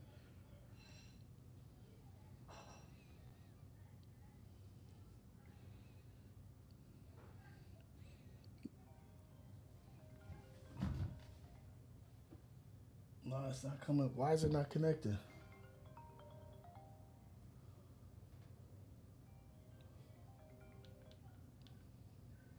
For some reason, I don't know why it's not connecting. Hello? To accept, press 1. To send a voicemail, press... Hello, this is Rios, the AM Wake Up Show.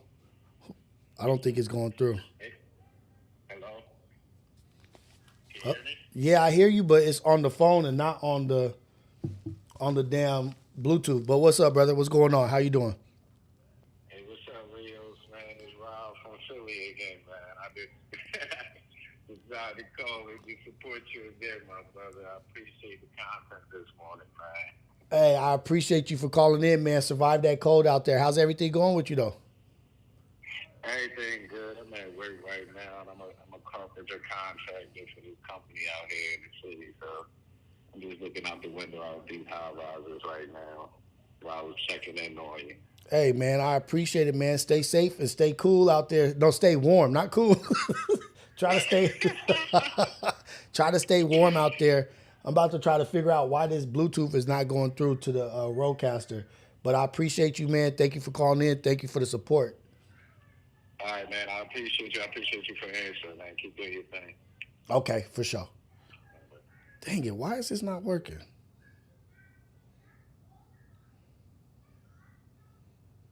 Hold on. Bluetooth on.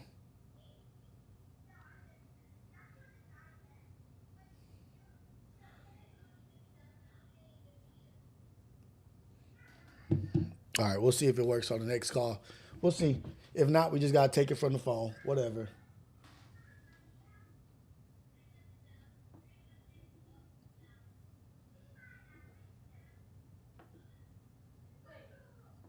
Xander, turn that down, Pops. Or go upstairs, Stink. What's going on, people? My bad. I don't know why this Bluetooth ain't working. Got me all messed up. But what was it? Oh, I want to talk about Dave Blunt's, man. You think now Flacco is trying to get the surgery and do his thing with the surgery. Xander.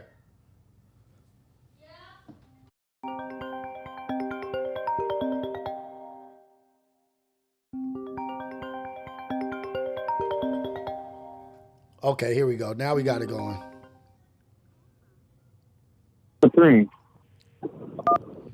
What's going on? This is AM Wake Up Show with Rios. What's going on? Dang it. Call from. What up? This is the AM Wake Up Show with Rios. Who I got on the call? What's going down? Rios is Ricky. This is who? This is that boy Ricky. Hey, what's up, that boy Ricky calling from Canada? What's happening with you, man? Yeah. I'm good, man. I'm just at work. I just want to call, Captain. You know, shout out to you. Salute to you. I love this. I love the positivity in the morning, even though it's not really the morning here. What time is it out there right now, Ricky? It's almost 12 o'clock now. Damn. Really? Is it freezing out there? You cold? Yeah. Oh, yeah. It's minus 18. Minus what? That's 18. Hey, man, you need to come out to Cali. Come visit out here. Come out to Cali, man. When things are better out here, you come out and visit, man. Enjoy the sun. I got a criminal record. I can't even get in America. Oh, damn. Well, I got to come out there and visit you. We'll do a reality check with that boy Ricky in Canada. Hey, I'm all for it. Come over. I love in Canada for you guys, man. Hey, man, I appreciate it, man. I love my Canadian brothers and sisters. You guys hold it down, and thank you for calling in. Thank you for the engagement, and thank you for always being in the chat, brother. I see you all the time, and it's much love and much respect to you. All right, thank you, man. I got to get back to work, though. Do your thing. To you up, call and show my love. Hey. I'm always be in the chat, though. Shout out to you, Rios. We appreciate it, man. Stay up, stay safe, be a blessing for somebody out there, all right? Of course. All right, man. Take it easy. All right.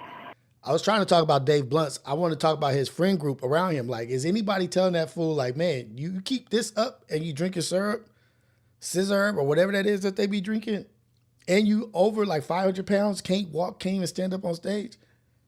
Is there anybody advocating for his health? Is there anybody advocating for his chair? Like, somebody has to be talking up for his couches and his chairs. Like, dog, you cannot be doing this to the furniture. You need to get it together. Your heart can't take this. To accept. Hey, what up? This Rios, the AM Wake Up Show. Where you calling from, caller, and what's your name? I'm calling from Texas, Don Supreme. Good morning, chat. Good morning, Rios. What up, Don? What's up, man? Calling, saying what's up to the chat, to Rios. You know, this is the AM Wake Up Show, 6 a.m. to 8 a.m., Monday through Friday. What's happening, Don? My guy. Yeah, I'm just calling to say what's up, man, and let everybody know, man. Stay focused, and y'all have a good week, and keep your eyes on the prize. You know what I'm saying? Right, absolutely. Stay focused. Don't get distracted. You know, when the award is close, when the finish is close, they're gonna try to distract you and keep you away from your blessings for sure. Yeah, and then I got one thing to say though, Rios, to you is go ahead. I challenge you to educate. I challenge you to educate yourself on the stock market, man. Okay. For real. Okay. Educate myself on the stock market. Okay, well, if I'm going to do that, point me in the direction of what to read up on, where to start. Give me a start point of where would be a good place to start gathering information, or what target words, what terminology. Like, give me not a crash course, but give me a 1, 2, 3. Like, do these 1, 2, 3 things this week, and it'll put you in a better place. Just reading and this studying. What I did. What I did is I went on YouTube and I just started doing a deep dive on the stock market. Okay. Trying to understand with simple questions, what is the stock market? Uh-huh. You know what I'm saying? Watching little videos like that, and then it kind of will like do its own thing. Like if you tuned into it, you know what I mean? Mm-hmm. Obviously, the stock market is our financial service in America. How we invest into companies, once a company starts up, they go public eventually, which means that they want the public to invest into their company. You know what I mean? Yeah. And that's when you have an option to basically own a part of the company. You know? Yeah, exactly. That's what a stock is. You own a piece of that company. You know? Mm-hmm. So and I challenge the chat also to do that too.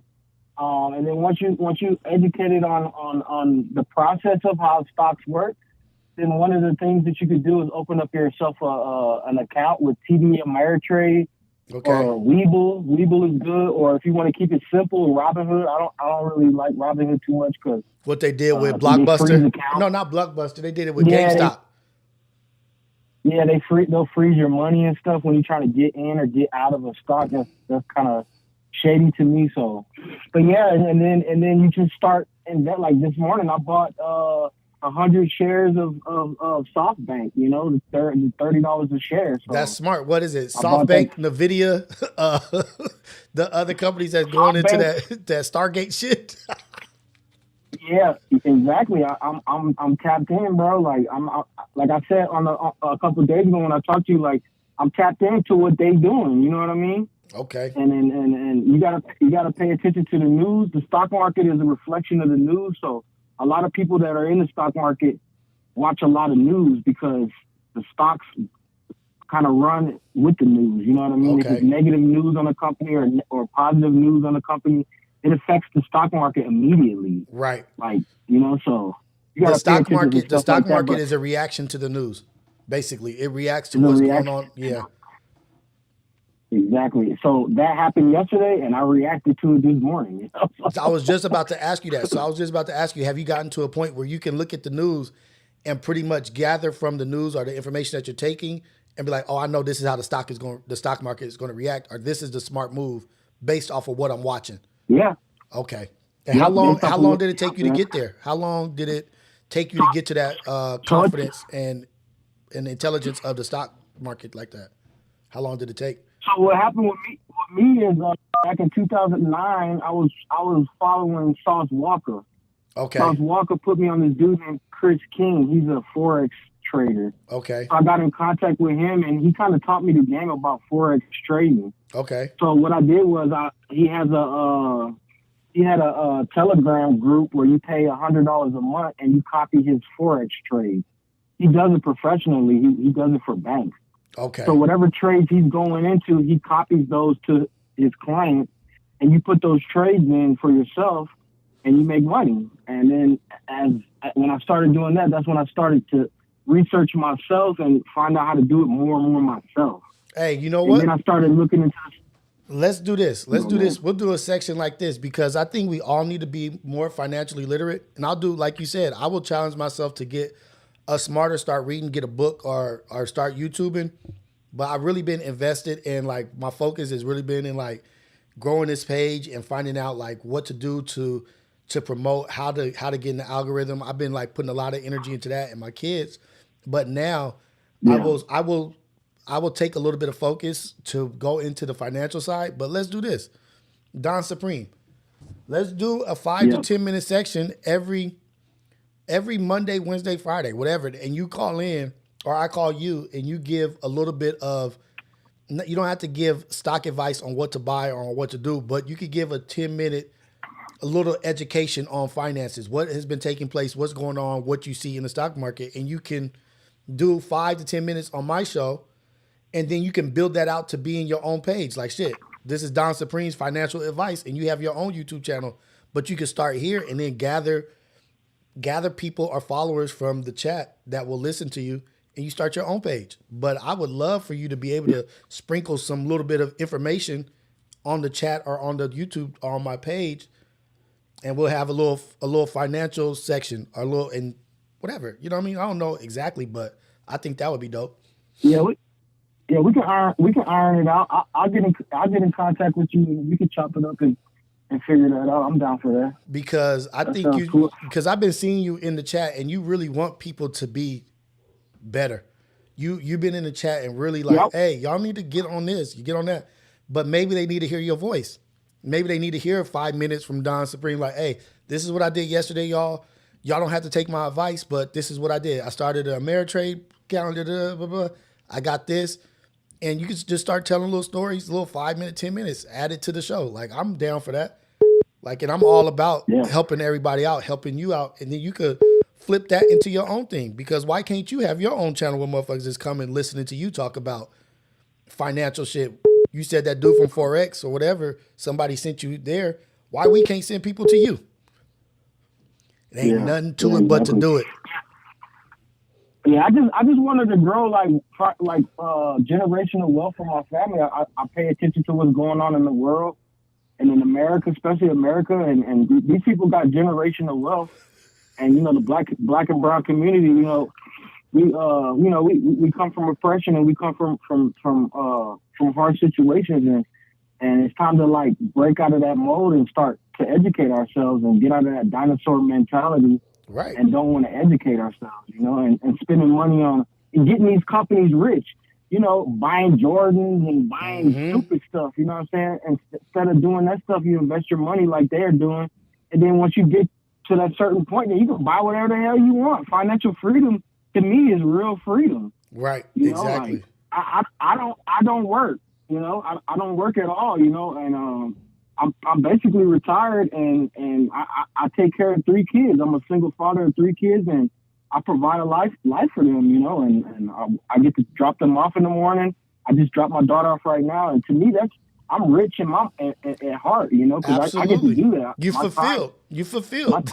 Like, I get to do what I want. I get to be in my children's life. I get to support them, and I get to be doing that. But that's why I'm saying, I think your voice is important, and it would. But somebody said you better not bring up a pyramid scheme, or they gonna whoop your butt.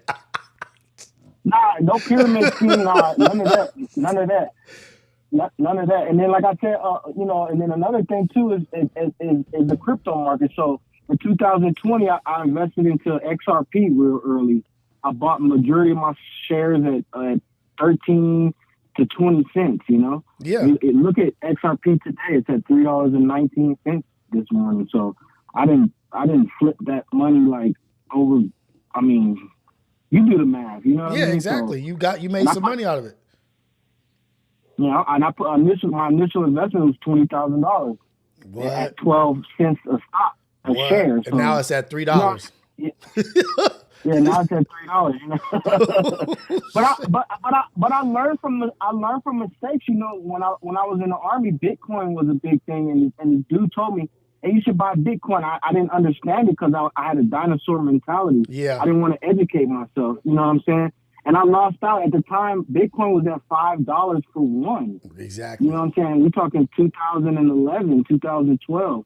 And I didn't listen to him. And I look back when it's doing what it's doing now. I'm like, damn, man, I could have been a multi-millionaire. Like, just if I had, you know, broke out of my own shell. Hey, look. So sometimes wait. Remember we was talking about sometimes we ain't ready for that blessing. sometimes we're not ready for it. We're not ready to get that. God it might not be your time, but your time is now.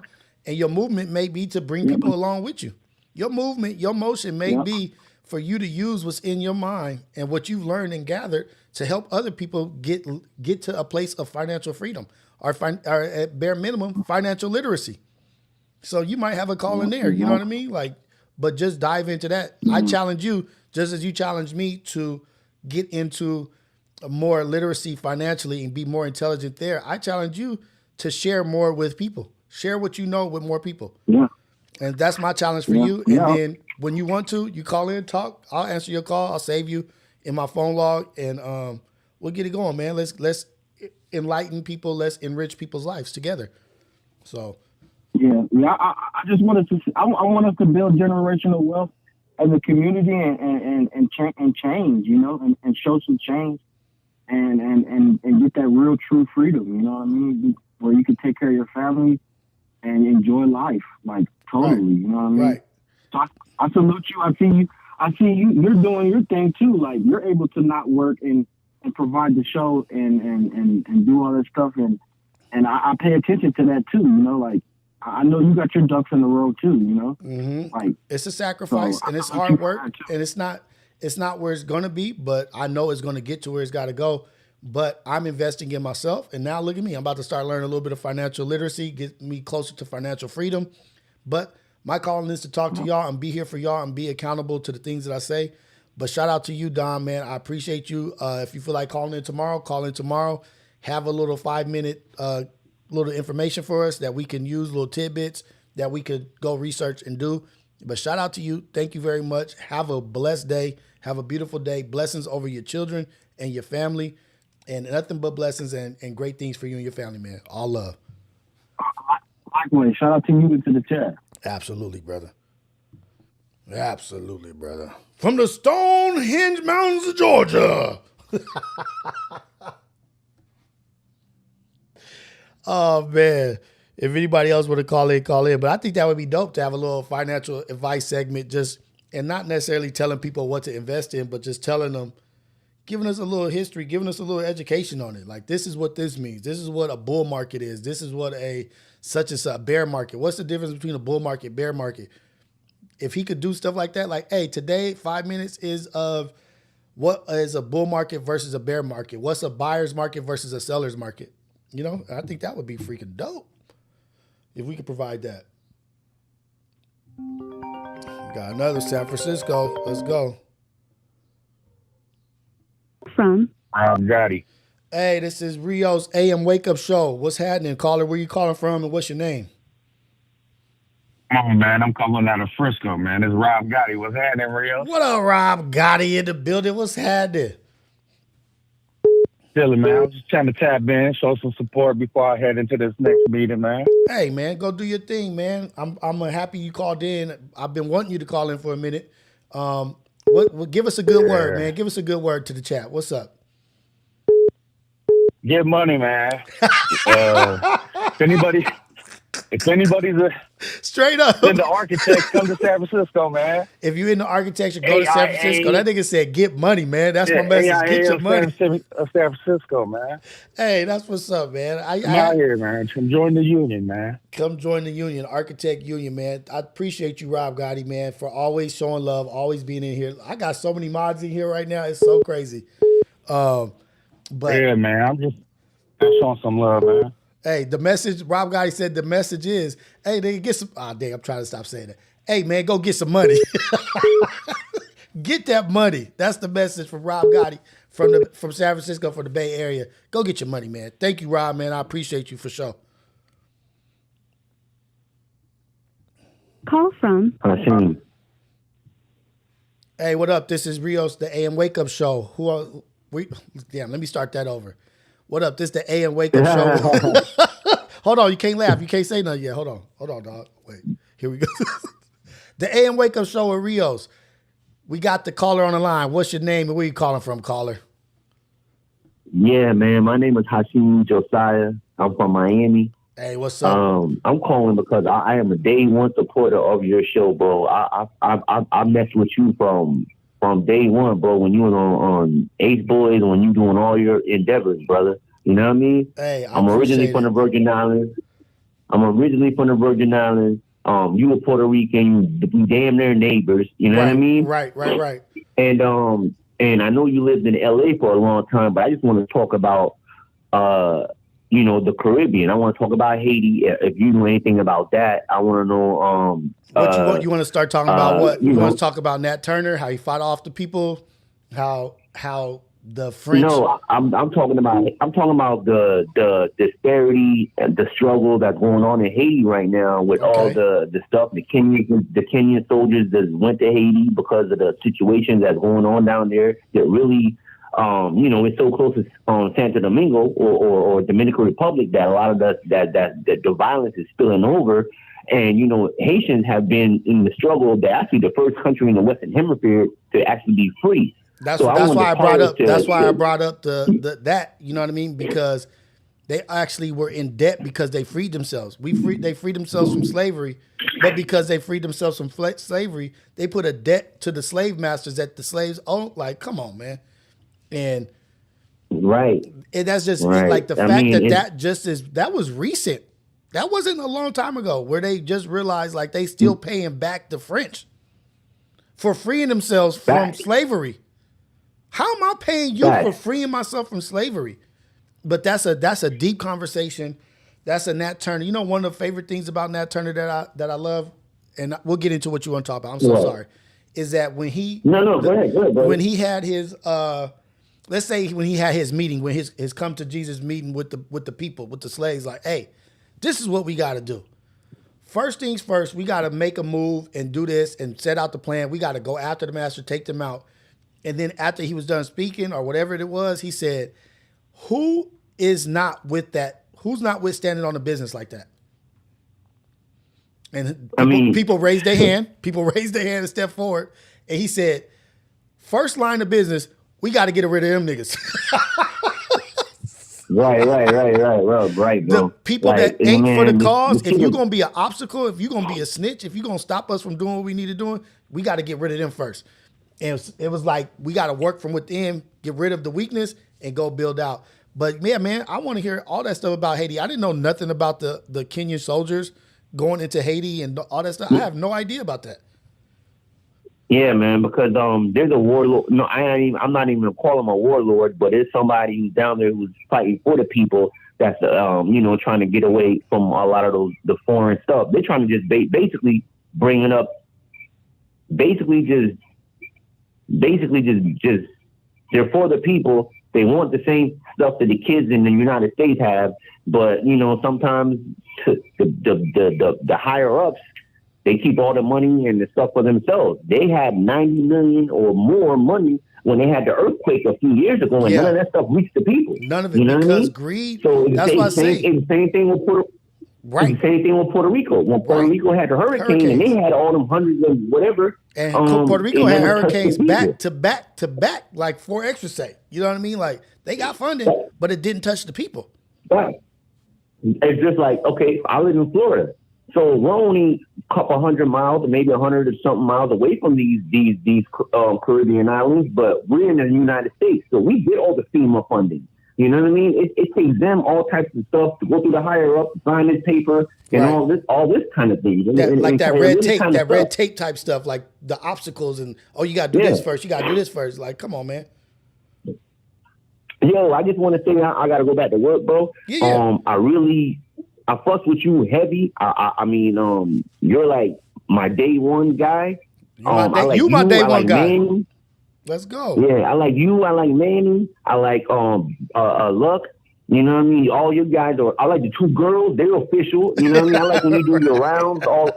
Yeah. I forgot their names. That's the whole thing about Anya and Javonda. All right with me. Anya and Javonda. Anya and Javonda. Yeah. Mm-hmm. I respect. I like the I like both of them. I like the dark one more perspective because she's more of a waiter. Because the other one's a little bit more controversial, a little bit. But they're great too. They're best friends, and one's younger than the other one. Like Javonda is like the voice of reason. Anya is more of the free spirit. You know what I mean? And it's like a perfect combination of them with me sitting there, like just witnessing and trying to like mediate and get here and get there. But they're best friends. They're young black ladies that are business owners, no children, and they just living their life. You know what I mean? And it's great to be able to platform that in a positive way. Besides, outside of booty shaking and titties and ass moving over here and selling. I respect that so much. I just love that we can platform 2 black girls who are best friends, who love each other, who treat each other with respect, ain't fighting, ain't on no bullshit. And I'm just getting to be a witness and just sit there and just laugh and have a good time with them, showing people that a man can have female friends in his house with his wife and just enjoy them as friends. Women are great friends. Yeah, because that's my life. That's my life right there. You know, I made my female friend and my wife, like, not saying I brought them together, but they're cool. And we have a great time. We barbecue. The kids are all around. We do all the stuff. You know what I mean? Right. And I really love it. I love the shows. I love H Boys. I love Pun. But I just want to give you a shout out, man. Do keep your head up. Keep doing what you're doing. I just want you to rep the Caribbean a little bit more. Hey, look, I want you to rep the Caribbean. You know, hold on. I want to tell you one of the best episodes. Go ahead. Go ahead. I'll say it after you. No, I want to tell you one of the best episodes because I am Muslim. And I love the episode what you did with Manny's father. I wish you could bring him on and get a little more perspective. Okay. I wish you could bring on those guys like what's the guy's name? 19 Keys or Keys and those some of those guys. Like RZA Islam. I've reached out to them, but I think once the platform grows, I think they will come through. I got Technique coming through from Long Beach. He was a part of the LBC crew, who's now at FOI. He's he's working with the Fruit of Islam, but he's still a rapper. But his name is Technique. I grew up with him, so I got him coming through eventually. I got a lot of people from different walks of life coming through. But what you say about you wish I would do more or say more about the Caribbean, you know what? I think I'm ignorant about a lot of things when it comes to my culture. You know what I mean? Like when it comes to Puerto Rico, yeah, I know about the Taíno and the slaves and this and that and the mixture, but I don't even speak Spanish. I don't know enough. So I think because somebody brought up that I shy away from it, it's not purposely. I think I don't know enough to speak confidently about some stuff, and I don't want to say something out of ignorance that's not correct. You know what I mean? So you're saying I need to do my due diligence. I'm asking one question. Go ahead. How many flags did Puerto Rico fly? How many what? Flags did they have? How many flags did they fly? Oh, I don't know. There's 3 different ones. There was, of course, there was the red, white, and blue one. And there was another how many? Okay, version of it. Okay, go ahead, go. Yeah, and then of course have you ever saw the black and gray or black and white version of it? No. Of the Puerto Rican flag? Yeah, see, you got to do your research on that. You know what I mean? And then I had I had one flag that was like the rebellion flag. Also, I used to have that in my gun room. The red, black, and green one. First. I believe that might have been the first one. The red, black, and green one is what I had. I used to have it in my gun room. You know what I mean? Like, or where I would have my first lives. I used to have it behind me. Yeah. But I definitely do need to do a better job or add that into my repertoire because guess what? I have to teach my kids about their heritage and tell them because if I'm ignorant about it, they're gonna be ignorant about it. So I had a message from one person saying that I wasn't doing a good enough job, and then you saying this, it's clearly I need to do more representation, and this constructive criticism is not a bad thing. This is just a way of pointing out, like, hey, I fuck with you, but this is something that I see maybe a little weak in your game that you need to work on, and I appreciate it. Thank you, brother. Real talk. Yeah, because the Taíno Indians, believe it or not, they have a big part of history in the Caribbean, not just Puerto Rico and Jamaica. It's all over the Caribbean. Right. You know, bro, I gotta go. I love talking to you. I'm not gonna be the last time. I'm glad I even got through. I thought it was gonna be like the straight radio station. Like I ain't gonna get through, bro. One love, man. One love, shit, man. Blessing to you. Blessing to your family. Blessing to everybody, bro. Shout out to your one son too that be playing ball and all that. The one with all that hair. You know what I mean? Shout out to him. Shout out to Xander, man. Hey, I appreciate you, brother. Blessings to you and your family. Have a good one. Call in tomorrow if you feel like it. But have a good one, brother. Thank you for everything. Call from Dogface. This nigga Dogface. To accept, press 1. To send a voicemail, press... Hold on. There we go. Dogface. Hey, you. Rios, what up, man? Oh, just give me 3 seconds. Give me 3 minutes because I want to take him to school. Give me 3 minutes. Okay. What up, Dogface? My bad. You're going to be the last call because I want to take Xander to school. Let me do this the proper way. The AM Wake Up Show with Rios. Who we got on the phone? Caller, what's your name and where you calling from? Dogface, you know what it is, man. Big New York vibes. What up, Dogface? How you doing, man? No, man, it's a shame you got to go, man. I jumped on late because it was my day off, so I slept in a little bit. It's all good. But yeah, no, I just wanted to actually ask really some practical advice from the chat, from the ladies in the chat. You know, the lovely ladies in the chat. Yeah. Get it my out. Bad about yesterday. Basically, my girls. Hey, wait, hold on. I don't want to gloss over that. He said, look at this man being a man. I'm sorry about yesterday. Good shit, Dogface. Man, that's why I love you, dog. Go ahead. Always, man, because I don't want the chat ever to think I'm on. I be joking, yo. And that's what I was trying to relate to them. I was like, he was playing with me, but you know what I mean? Yeah, go ahead. Exactly. All right, so just ladies that have had kids, man, if you have any advice, I've asked everybody, but you know, I need some really solid advice for her nausea situation. You know what I mean?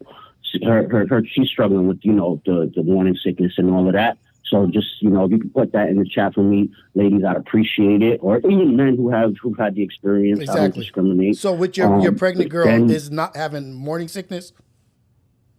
She's going through it, bro. Is it morning or is it all throughout the day? It's all throughout the day, and it's cramping, and it's just, you know, as they say in Spanish, la malestar. You know. Hey, what I'll do is Dogface, is I'll leave the chat. You guys can stay in the chat. I'm gonna leave the chat on. I'm gonna take Xander to school. If y'all still in here, I'll come back to the live. But ask all the questions you want to ask right now, and then I'm gonna go take Xander. But I'll keep the chat going so you guys can talk and people can give you advice. Ask all the questions. Keep the chat going. Is there anything else you want to ask them before I leave? But I'm gonna keep the chat alive so they can talk to you, Dogface. No. The things I did have some things to speak to you about, but you know, it would have taken a little bit more time that I wanted to share with the chat and you, as far as, you know, the last couple of callers, Haiti, the financial shit. Well, you know, you could do, if you want to leave this, I'll be here, bro. I'm off today, so if you want to come back, I'm sure the chat will be here as well. Okay, so I'm gonna take Xander to school. I'm gonna leave the chat staying live, and then when I get back, I'll hop back on. If you guys are still here, I'll hop back on. But don't by any means. ETA? Probably like 15, 20 minutes. But if you guys want to leave, bounce. You don't have to stay. I'm just doing this so you guys can give Dogface some advice, and you guys talk about whatever you want. The financial, the Haiti. Y'all go ahead, go crazy. But it's all love, Dogface. I appreciate you like always. But let me get Xander to school. All love, y'all. I'll be back. Yes, sir. Yes, sir. All right. Peace.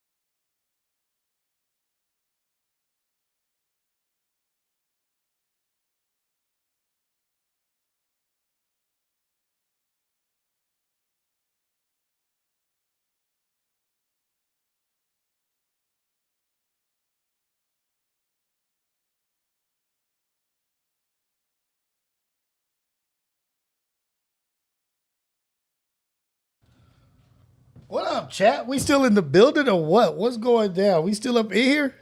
What? I went to take my son to school. I took a parent break, not a nap. I took a parent break, man. What's going down, man? I want to say something, man. Y'all are definitely the most committed. We still in the building or what? What's going down? We still up in here? Most committed, most vicious, the dopest chat on earth, homie. What? Y'all are the... I can't do the Elon Musk salute, but I'm going to do the Care Bear stare. Coffee break. I had to take Xander to school real quick. Get up in here. Havoc still in here. Ace Boy, Dogface. Sierra up in here. Rob Gotti up in here. Sexy Day up in here. Havoc up in here. Look at us. Look at us just being great. I gotta. Mr. H Havoc on the beat. Welcome to Coffee with Rios. Welcome to Coffee with Rios. Welcome to the AM Wake Up Show. Grab you some water. Grab you a little snack, something to eat. Grab yourself something to eat. And enjoy the stream. Let's go. I went away for about, how long was I gone? Almost 25, 30 minutes probably. And y'all still up in here, 132 people up in here on the parent break. Sit down and get some knowledge. Positive vibes only. Let's go, Havoc. The nonsense. Learn something new like you in college. And don't forget to pay homage. Let's discuss a life topic like politics or how to build a rocket. I freaking love y'all, man. Did Dogface, did you get the information that you was looking for? Did you get the information that you wanted? Also, Dogface, you could call back in and we could continue the conversation. Hey, y'all are so dope. Y'all are so dope. Like, get some knowledge, man. No trolling in the chat. We don't play that over here. We don't play that over here. Oh, let me get back on. I got to get back on Bluetooth. I got to get back on the Rodecaster.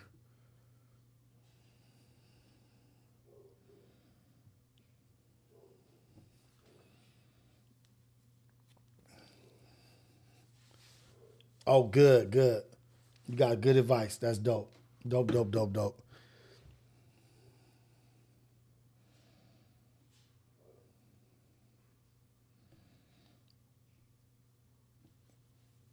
We talking about kids at 40. I know a lady who did that very close to my family. Waited till she was 40 to have a kid. Worked out fine, but it is, what do they call you when you're old? I forget. It's called like a geriatric pregnancy. If it's over, what age is a geriatric pregnancy?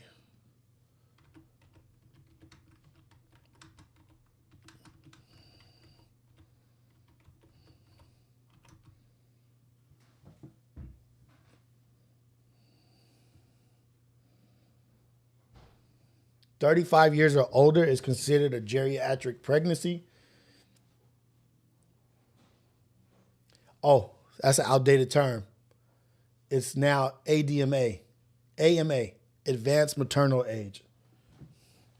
Hey, we learn something every day. It's not geriatric pregnancy, it's AMA, advanced maternal age. Anything 35 and up is an advanced maternal age. Nobody loves me like you.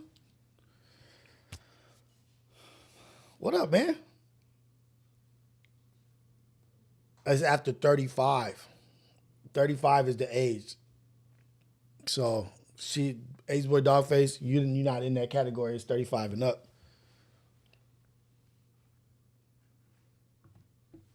I know a lot of people after 35. A lot of rich people.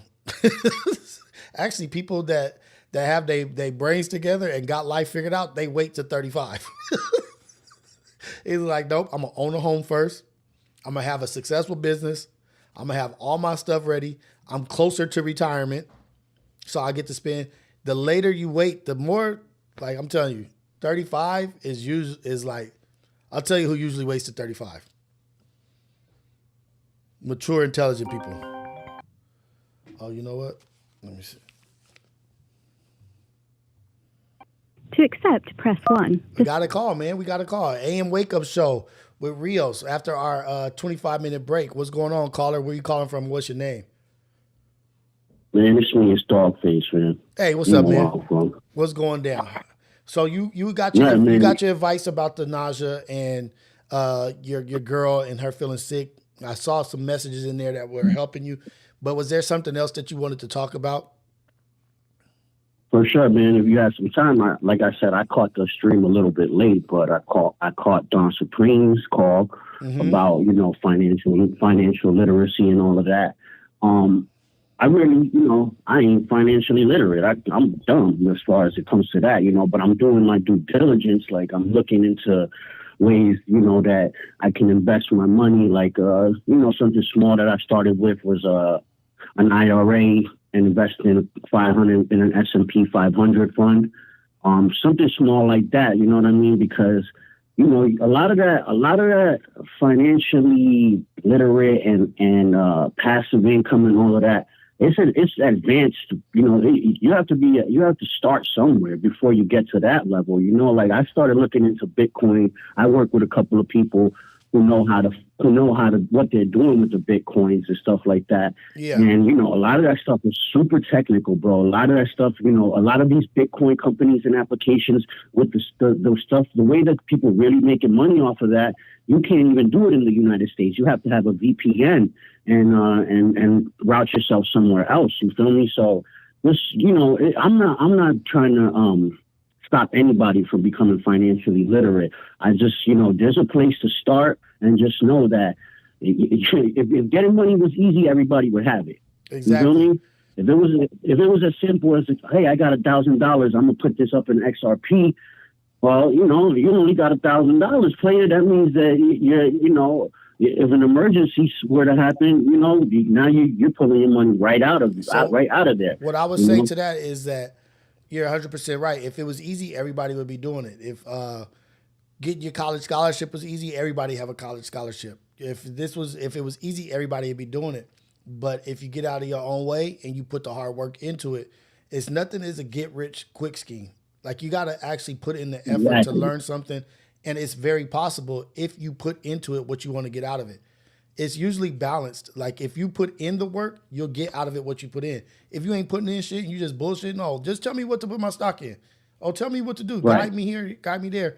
You ain't really gonna build you ain't gonna build on your own shit because you just begging or asking for a handout. Now, if you put the work in and really study, but that's why I told, oh boy, Don, I was like, do 5 minutes a day, just giving, and not about what to invest in, not about, oh, this stock is this. Like, no, give us some target words, some vocabulary that you could game us up on, because a lot of us are ignorant to it. So that's you got to build it. Like, this might be a bad choice of words that I'm gonna use right here, but if you get it, you get it. You got to build it like a pyramid. You feel me? I know it's associated with pyramid scheme, but what I'm trying to say is, if you want to teach somebody financial literacy, you have to lay the building blocks first. You don't start from the top down. I mean, some people say they did, but it is what it is. Just practically speaking, Don Supreme, if you want, if you want to do it the right way, my suggestion to you would be start your shit and start.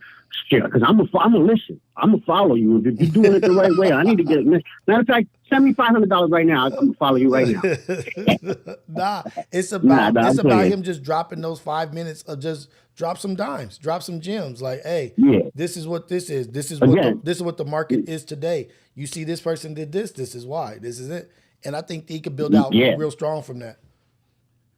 Right. And so not to discourage anybody, Don Supreme, do you think, get your money, just realize that there's no, get rich quick scheme. And then that's all I wanted to speak on that. And then the other caller right before me, when he spoke on a couple of topics that are, important to me as well. Like, he spoke on Haiti and the Haitian revolution. Well, you brought up the revolution part, you brought up Nat Turner, but that was on this side of things, which I think who you meant to say was Toussaint Louverture. I think that's how you pronounce his name. I'm not French, but I know a little bit of something about Haiti. My girl's Haitian, I learned a little bit of Creole.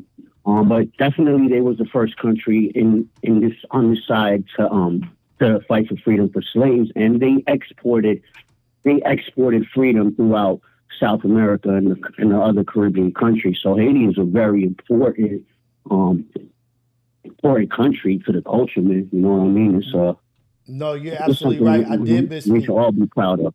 Say that name one more time so I can put it in Google. Say the name one more time. Not Nat Turner. You're right. Nat Turner was Virginia. Toussaint Louverture. Oh, So, yeah. That's who the yeah. Three Musketeers or some shit was based off of. So there's a couple more people that you would consider them the fathers of the revolution, of the Haitian Revolution, or just the freedom revolution, because that's really what it was. That's it. Toussaint Louverture led a successful slave revolt and emancipated the slaves in the French colony. Thank you, Dogface. That's who it wasn't. Nat Turner. Bro. Nat Turner was Virginia. I misspoke. Okay, thank you for correcting me, because this is a good moment for me too to learn. Toussaint Louverture. It's just sharing knowledge. I'm not trying to correct nobody. I'm just trying to share what I know. Hey, by you sharing what you know, you corrected me and gained me up. And I want to write because I want to know if this was, because they say somebody Haitian or something about the Three Musketeers. Yeah, I have to refresh my memory, but you're absolutely right. It might not be exactly the Three Musketeers. It might be the author. I think the author of the Three Musketeers was a freed slave. Oh, okay. I might be wrong, but I think it's something like that. Like the true author of a lot of those historic books, novels and shit like that I'm pretty sure it was a black man. The Three Must Half Caste gentleman by the name of Alexander Dumas. His mother was black while his father was a white Frenchman. Dumas' full name was Thomas Alexander Davy, and he was born in France. But he was black and he was mixed with his mom was black, his dad was white. And it was something about that story that like it was a big thing that nobody ever talked about. Like the guy who wrote Three Musketeers was actually black. But boom, good stuff. I appreciate that for sure. Toussaint Louverture. So you talked about the financial literacy, and then we got that it wasn't Nat Turner. Nat Turner was in Virginia. Toussaint Louverture. Yes. If I'm saying it correct, I don't know how to say the last part. Toussaint Louverture was definitely the one who led the rebellion in Haiti. And what was the other thing that you wanted to talk about also? But with that same caller, he brought up the Latino thing, and you were mentioning how, you don't like to speak on it too much because you're not well versed enough in it. And believe me, bro, like if you're a Spanish person like me, like I'm a proud Latin person, bro. You know what I mean? Mm-hmm. Like, and I know my roots are mixed with indigenous, African, and Spaniard, European. Like right. I understand my roots, and I align myself culturally with one more than the other. But trust me, we pick up the vibes, but I don't pick up the vibes like that you don't want to represent. You definitely are always representing, and you just, it is what it is. You know what you know. Latin history is deep, bro. Like this South America. You're talking about different continents, islands, and geographical locations. You know what I mean? Right. Like you're talking about Latino history. You're coming down from Mexico, Guatemala, Belize, like it's so much. It's so vast. It's so vast. That's not even counting South America, which is like exactly. Exactly. It's so much, and then like it's so much history. It's so much to read. But I do want to do a better job, though, Dogface. I do want to, because like I said to the gentleman, I forget exactly who it was. Damn it. But I want to be able to talk to stuff and be able to teach my children so that they won't be as ignorant or not as knowledgeable about where they come from and what their ancestors, grandparents have all been through. So I need to do a better job as a father, as a dad, as in like doing my due diligence so my children know where they came from and what they heard. And I 100% thank you for saying that you don't think that I avoid it. But that's what it is. It's just I'm not as well versed in it, and that's only at my own fault. There's too much information. There's too many Googles, too much YouTube for me not to do more of a dive and get to know my ancestors better. I mean, your island has a lot of history, bro. Puerto Rico has a ton of history, a ton of. They're still fighting to this day. Really, we all fight, bro. In our countries, we're all fighting. It's just it's incomparable. Like the lower classes in our countries are really like the lower. They put their foot on their neck, and they do that to us over here. But we have a little bit better quality of life. Yeah, over there, absolutely. Like, you're poor. The next 3 generations of your family are going to be poor. You know what I mean? Like it's a lack of education, a lack of all types of shit, man. Broken systems, bro. for sure. And like the systems are broken purposely. It's almost like not even just racism. It's almost like caste systems in these countries. You know what I mean? Like, bro, I'm gonna tell you something. Like if you're born poor, you're gonna stay poor. You know what I mean? Like, let me tell you something about these countries, our islands and our continents. They are poor, and they will remain poor because of this country and this government. Mm-hmm. Colombia not poor because of Colombia. Colombia is one of the Venezuela's got the most oil in the world, damn near. Right. These countries are not poor because they choose to be poor. They're poor because this country put in puppets to lead those countries and put their foot on their neck. Yep. You know what I mean? Rebellions and coups, it's and really then placing their puppets in place. It's slavery reincarnated. They decided we're going to make these people slaves without them knowing they're slaves. You know what I mean? And I was a really young kid when I came to that realization. When I was like, I'm from New York City, so I see it all. I've seen all types of people come from all types of different places. But I realized at a young age, it really opened up my eyes, and it changed the trajectory of my life. Like I was completely anti-authority. I was completely anti-system, anti-government, anti-school system. I was wanting to learn on my own. I was doing my own research from a young age, I was on a really righteous path, bro, as a youngster. Once I realized, like, oh shit, they're doing this to us on purpose, Right. And so Rios, it's not something that you're gonna pick up and watch a video for 10 minutes and you're gonna understand the history of this country. But I was you're Puerto Rican. I would start with Puerto Rico. I would start with them, bro, because they have a powerful history. They're very, they're a little bit culturally advanced, and I hate to say it, than a lot of these Spanish-speaking countries, Yeah. Let me answer Candace's question. She asked if I have been to Puerto Rico. I've been to Puerto Rico 3 times. I got stuck in Puerto Rico. The last time I was in Puerto Rico, I got stuck out there after 9/11, and I was stuck out there for a month with my grandma. But I've been to Puerto Rico. I've spent time in Puerto Rico. I've met my family out there. I've been to like the missions in Puerto Rico, like where they were having the battles and like where they were fighting off the Spaniards type stuff or whatever. But what you're saying is for 100% correct. I'm gonna do my due diligence and get at it. You know what I mean? Because right now I'm like a sponge anyway. Like it's really interesting to me right now because it gives you an explanation of who you are and knowing who you are and knowing where you've come from and where your people made it out of gives you more character to who you are. You know what I mean? And it can explain some of the things about you. But yep, definitely going back to Puerto Rico for sure. I heard you, bro. Let me let you go, man, so I can give other people. I'm long winded, bro. I'll be ready. I'll be going. At least I ain't stuttering like Flacco, though.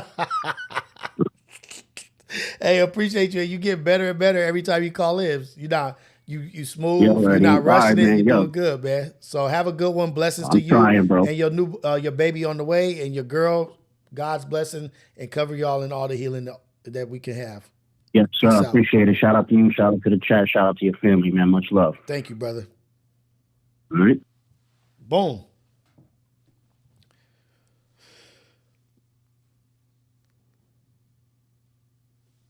Gonna dive in.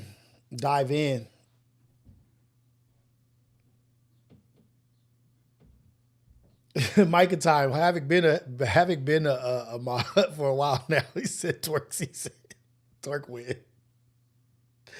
Hey, nah, man. Good shit, Dogface. I appreciate you. A good correction about Toussaint Louverture, not Nat Turner. Boom. We got that. But we've been up in here, man. That's crazy. I can't believe y'all stuck around and stayed with me till I got back from dropping my son off.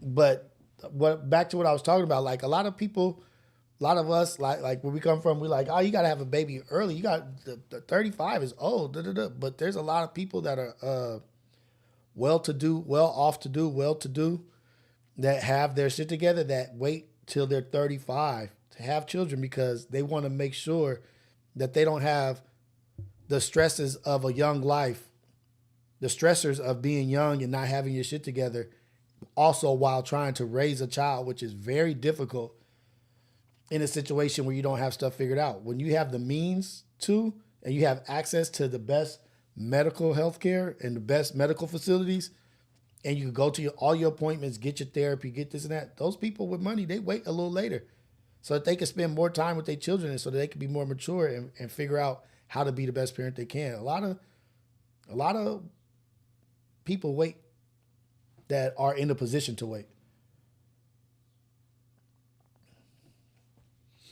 And they, like Tati said, being able to provide a better life. You know, like I've learned, I could just say from my experience from JJ, my first son, who is 18, to Xander, who is 9, the amount of maturity and growth from my first son's birth to Xander's birth, damn near a totally different person. Damn near a totally different person from what I went through in life and how I grew and how I matured as being my youngest son's father. Like I learned so much from JJ and Zaya to where Xander is.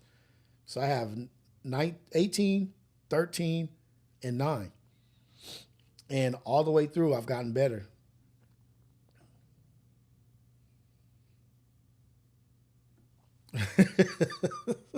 Watching my daughter with her son is bonkers. It's the craziest experience ever. Made me a soft-ass, grumpy old grandpa. I can't even imagine that. I can't even imagine because of course I look at my babies like babies, but I can't even imagine my children having children and sitting in my living room watching my grandchild run around while I just give them everything they ask for. That's the goal. That's for sure the goal, is to be a grandfather and being able to provide for my grandchildren and be a great grandfather. But just you can even look at your parents. Look at your own parents and how they were with you, and look at how they are with their grandchildren. Look at the maturity, the patience that they have with their grandchildren versus the maturity and patience that they had with you. I look at these kids and I look at my parents and I look at like Manny's, Muhammad and Zarifa, and look at their parents, like how they are with the grandkids versus how they were with us. They're in such a more better, comfortable place in life that they're just nothing but full of love and just like, oh, don't worry about it. She'll be all right. Bring her over here. Or whatever. They're way cooler grandparents than they were parents. They didn't have no patience as parents. Now that they grandparents, kids could be jumping off the wall as long as they being safe. No, the kids can't go outside. Notice that they totally different, but that comes with maturing and going through life experience and being wise beyond. I ain't got time to be mad at you. I'm not going to be here forever. I don't want you to have a bad outlook of what grandpa or grandma is. I don't want you to be mad at grandma, grandpa. I want you to love. This is all about love. You used to be tearing us up, whooping our butts. Won't even raise their voice at their grandkids. Used to whoop our butts, whoop the taste out our mouth. But now won't even raise their voice at their grandkids. That shit is so funny. Like, I'll be looking like, really? This is who you are now?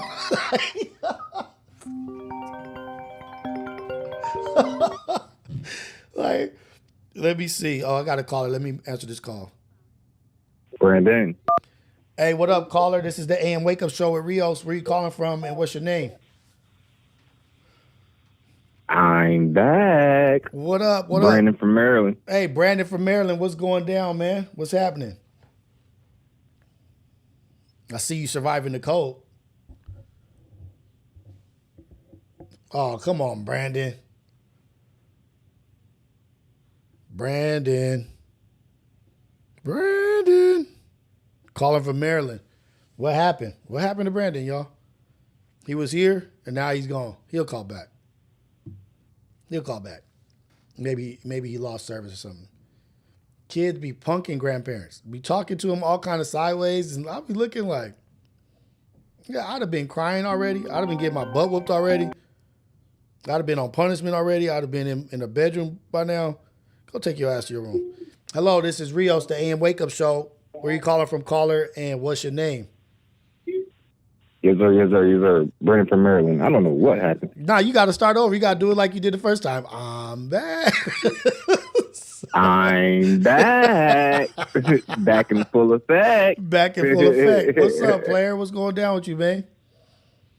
You understand me, man. Just checking in with Big Unc. You know what I mean? Hey, man, you know, just sitting here, just chopping it up with y'all. I dropped Xander off, had a break, came back. Y'all was still up in here, and now we just chopping it up, man. Man, you already know what it is. I just wanted to talk about what you were just saying about our grandparents and stuff. Oh yeah, that's crazy that you were just saying that. That kind of hit me because excuse me, hold on, I had a burp. Yeah, it's all good. Oh shit, excuse me. Because my grandfather, my grandfather and grandmother is still living. You know what I mean? God willing, inshallah. You know, and praise my God. Grandmother right now, she's bedridden. She had 2 strokes, like one earlier in life, and then one she had like years ago, which left her bedridden. So him and my mother take care of her and make sure everything's straight and the whole thing. Yeah. But my granddad, he was always a super good provider, but this nigga ain't give no love. Hey, look, how like, old, wait. How old is your grandfather? He's 83, I think right now. Yep. Think 82, about 83. So the 83, so he's 24. That's 24 years. So 60 years. So he grew up in 1940, nigga. Yep. Imagine, look, hold on. Imagine growing up from 1940 to 1960. What kind of, not damage, I don't want to say damage, but what kind of tone does that set as a person? In 1940, you're not no joyous, smiling person and being, you have to be grinding and you have to be hard. Oh, you can't show no emotion. You know, that built him up. Go ahead. My bad. That's what I'm gonna tell you. Yeah. He nah. My granddad a real Nick. You know what I mean? Like it wasn't no jokey time. No, like he actually was dropped off on a porch. Right. You know what I mean? Like he had got adopted, but the family that adopted him knew his original family, so like it's a whole bunch of stuff with that. But you know what I mean? Not to get all the way into that, but yeah, he actually, he went through it. So look, so wait, my point I want to say my point is not those grandparents, not our grandparents. I'm talking about look at your mom or your dad as grandparents. Look at how nice they are to the grandkids versus how they raised us. The older but Pete, watch this.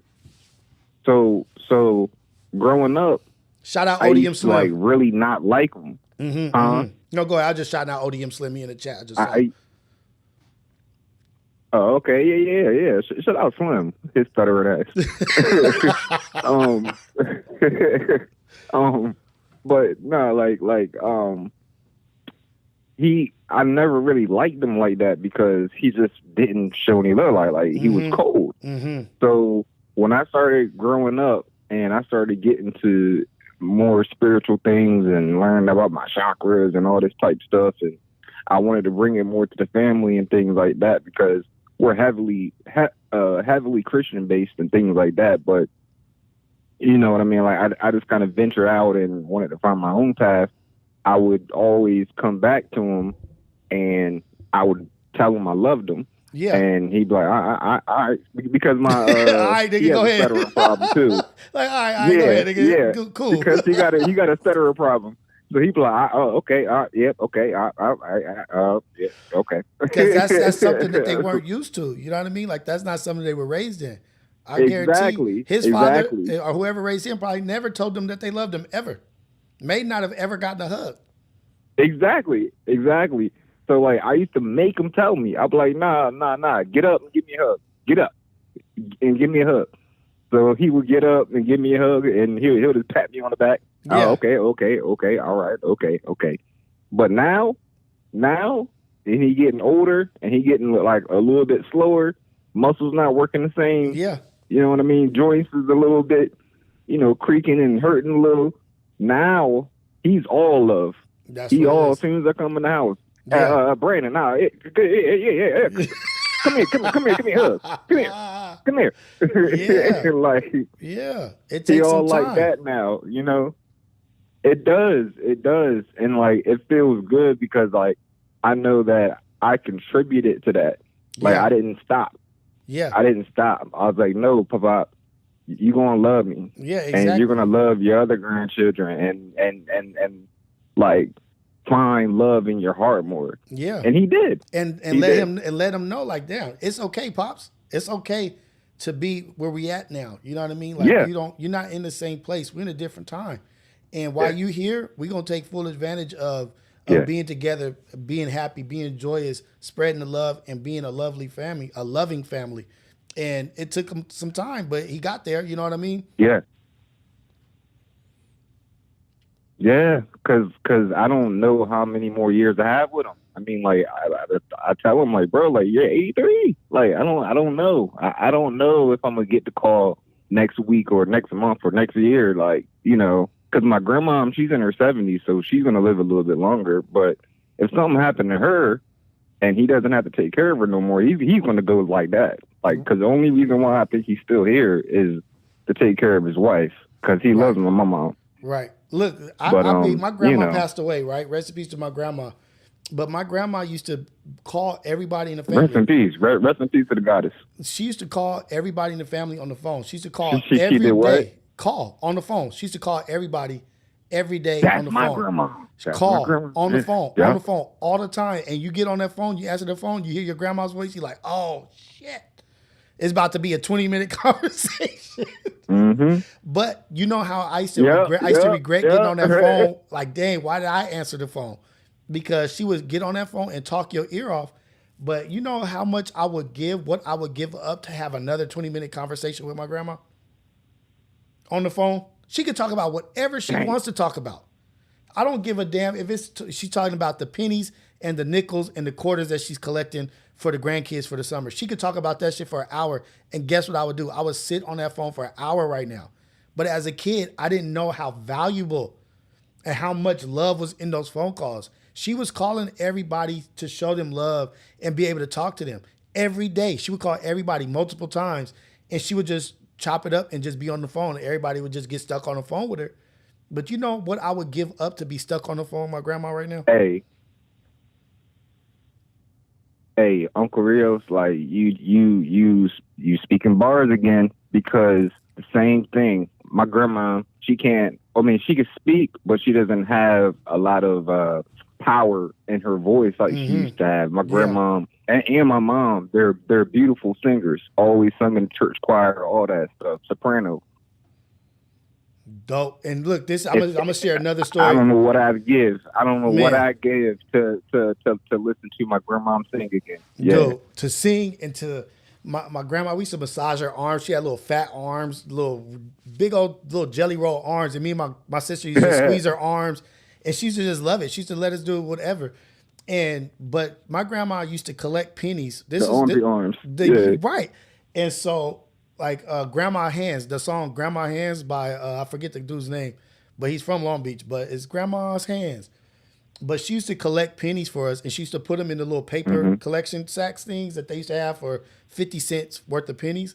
And all year she used to collect those for me and my sister, to where every day in the summer, we didn't have money. We didn't have money like that. We grew up on the east side of Long Beach, and we was just happy kids, happy family, just growing up on the east side in the hood. And she would have 2 packs of pennies for me and my sister every day of the summer, which was $1. So each pack was 50 cents. And I remember her collecting the pennies in her little water jars. And every summer she would give us pennies.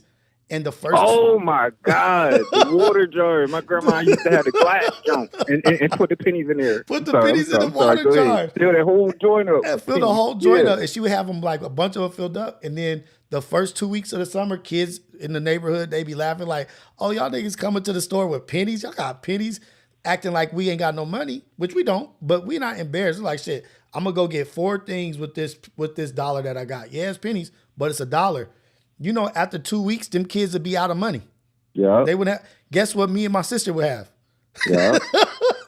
We would have our dollar and pennies all throughout the summer. Them pennies. Mm-hmm. Every day of the summer, my grandma made sure. Exactly. My grandma would make sure we had $1 every day. Every day we had $1 to go to the store. And it was all pennies. And I remember it's just small things like that I miss about her. Like, ooh-wee. But grandparents are everything. Shout out to grandma, man. Shout out to grandma. Like, dude, she was the funniest. But this is what our grandparents were. Like, they were so powerful. They meant so much to us. And then just look at our parents, or I'm looking at my parents, how they are with my grandkids. And that's how much they mean to my kids. Like, the love I have for my grandparents is crazy. But now I see that in my kids towards my parents. And I see my parents being those loving grandparents, just like giving up everything for them. And it reminds me of my grandparents, like, dang. It really, once you get to a certain level, a certain age in life, all your barriers come down. All your self-defense mechanisms, all that comes down for your grandkids, for the babies that are in the life. They just like, oh, damn, you acting like a brand new person. Like, I would have had my ass whooped and been in the back room, but y'all have patience now because y'all been through everything. Y'all been through it. Y'all made it here. So that's what it's about, man. But they become more humane. Right. But thank you like for one thing that I heard. Oh, I'm sorry. No. Get this off. Get it off. Okay. But like one thing that I heard was you know, when you're born, your parents are your parents, but as you get older, you start to become your parents. Right. The roles reverse. The roles reverse. You know That's what I mean? why I tell Like, people when exactly. you get married, like when you your get parents married to become somebody, your kids. when you get married to somebody, their parents become your kids. You gotta love your person enough to be like, I'm gonna take care of your parents when they get old, because you have to start taking care of them. And it's a role reverse. You know what I mean? Like, they took care of us when we was babies, and then when that cycle keeps going, you start taking care of them. And that's just you have to be ready to be that accountable and that responsible as an adult and as a man, as a woman, whatever. Like, we got to do what we got to do, because I'm not putting my mom in a home. I'm not putting someone, like, I need to build out my house and my shit to where I can have a nurse come to visit here and visit in the house or in the room where grandma's at and where grandpa's at, are back here. Come and visit. We go feed them. We bring them to the dinner table, and we eat dinner as a family. I want to create that for my family. But shout out to you, brother. I appreciate you. You said you was calling from Maryland, right? Yes, sir. It's always, man. Brandon from Maryland. Brandon I would from tell you my last name, but man, I'll DM that to you or something like that. Hit me on Instagram. Shout out to you. Put all that out Shout out to Maryland. Thank you for calling in, brother. I appreciate you. I really, really do. Have a good one, my man. Hey, one last thing. Go ahead. No. Seriously. I'm sorry, but one last thing, because I rarely get to talk to you. As far as I don't know if you know, but you also do know, because I see a lot of y'all, especially like Trey, Manny, you, like we all have like similar facial features. So like I don't know if you've ever done your research, your punctigations, or like your research on us really being the indigenous from this land. Like, we didn't really everybody come on, it's not even even physically possible for the numbers that they were saying. Like, if they were to do like the numbers, it's not even physically possible. You know what I mean? Like, this is just the stories that were told. Yes, some of us came over on there, not everybody though. You know what I mean? You mean to tell me only white people were on ships? Exactly. Come on. Like, you mean to tell me only white people were traveling the world? Come on, dog. Exactly. Let's get, you know. But yeah, I got you. But have a good one, brother. Right. Okay. Boom. And we done. And we out of here. We done. Shout out to everybody. Shout out to Odium Slim. I think I just saw him say he was going to be on Fair to Say, Community. Oh, he's on Fair to Say today. So I wonder if the episode is going to come out tomorrow. So he's on Fair to Say today, and then I think I heard him say Community and Community. So Odium Slim is doing Fair to Say and Community this week. That's dope. Odium making his rounds. I'm pretty sure Odium is here to stay. I'm pretty sure Odium, I don't know anything. This is just my opinion. I think Odium is a good addition to FMW, and I think Odium is eventually, potentially going to be a part of FMW if he's not already. Like, I think it'll be a wise decision. Definitely charismatic, definitely got the energy, definitely got the conversation, definitely funny, could go back and forth with anybody. I think it would be a wise decision. But I think that's what I see in the future. I think I see that. Might need to put his ass at that Fair to Say table. For real, for real. Wait, they got 6 Illa Scotty. 6 Illa Scotty. Oh yeah, there's a spot open.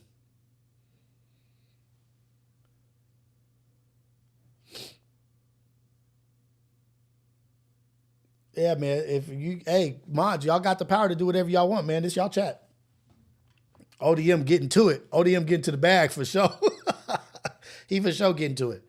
My Barney Rubble laugh. Somebody had to remind me about that this morning. Oh, so the brains in the chat is ODM. There we go. Brains in the chat for ODM, man. W stream, W chat, W mods.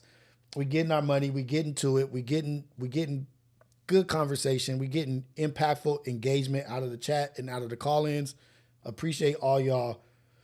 I don't think he should replace Scotty. I think Scotty is a good addition. I think he brings a different outlook, a different energy. You don't want everybody up there being the same exact. You don't want everybody being exactly the same, like, oh, they all share the same opinion. They all share the same lifestyle. No, I think it's a good switch up of 6, Scotty, Illa, and then whoever. But I think ODM is a good addition to whatever show he's on.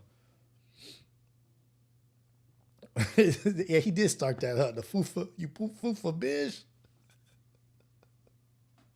Oh shoot.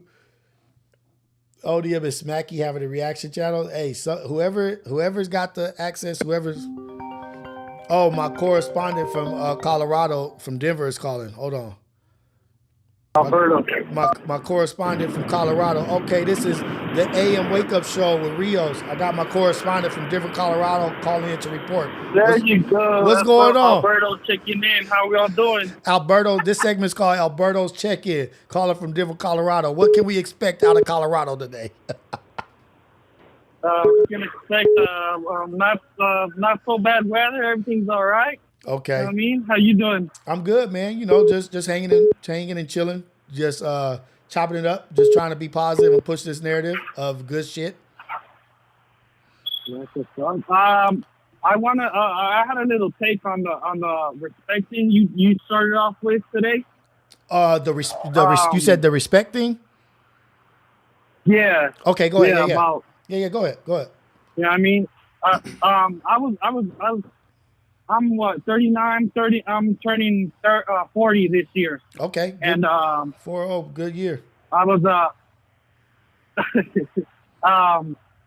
I was raised by 2 Mexican parents. My dad and my mom are from Guadalajara, Jalisco. And are like things I see right now that I don't see anymore is like when your parents call you like, hey, Alberto, it's not like what or what do you need and whatnot. We're used to saying in Spanish it's called mande. Uh-huh. And I looked it up before I called it. It translates to like pardon, like yes, or excuse me, you know what I mean? Mm-hmm, and little things like that the youth have lost. Yeah. And there's no respect whatsoever nowadays. You know what I mean? No, I agree. But is that our fault? Because our grandparents made us be respectful. Did we fumble the bag and not make the younger generation be respectful? Is that on us? It's Yes and no.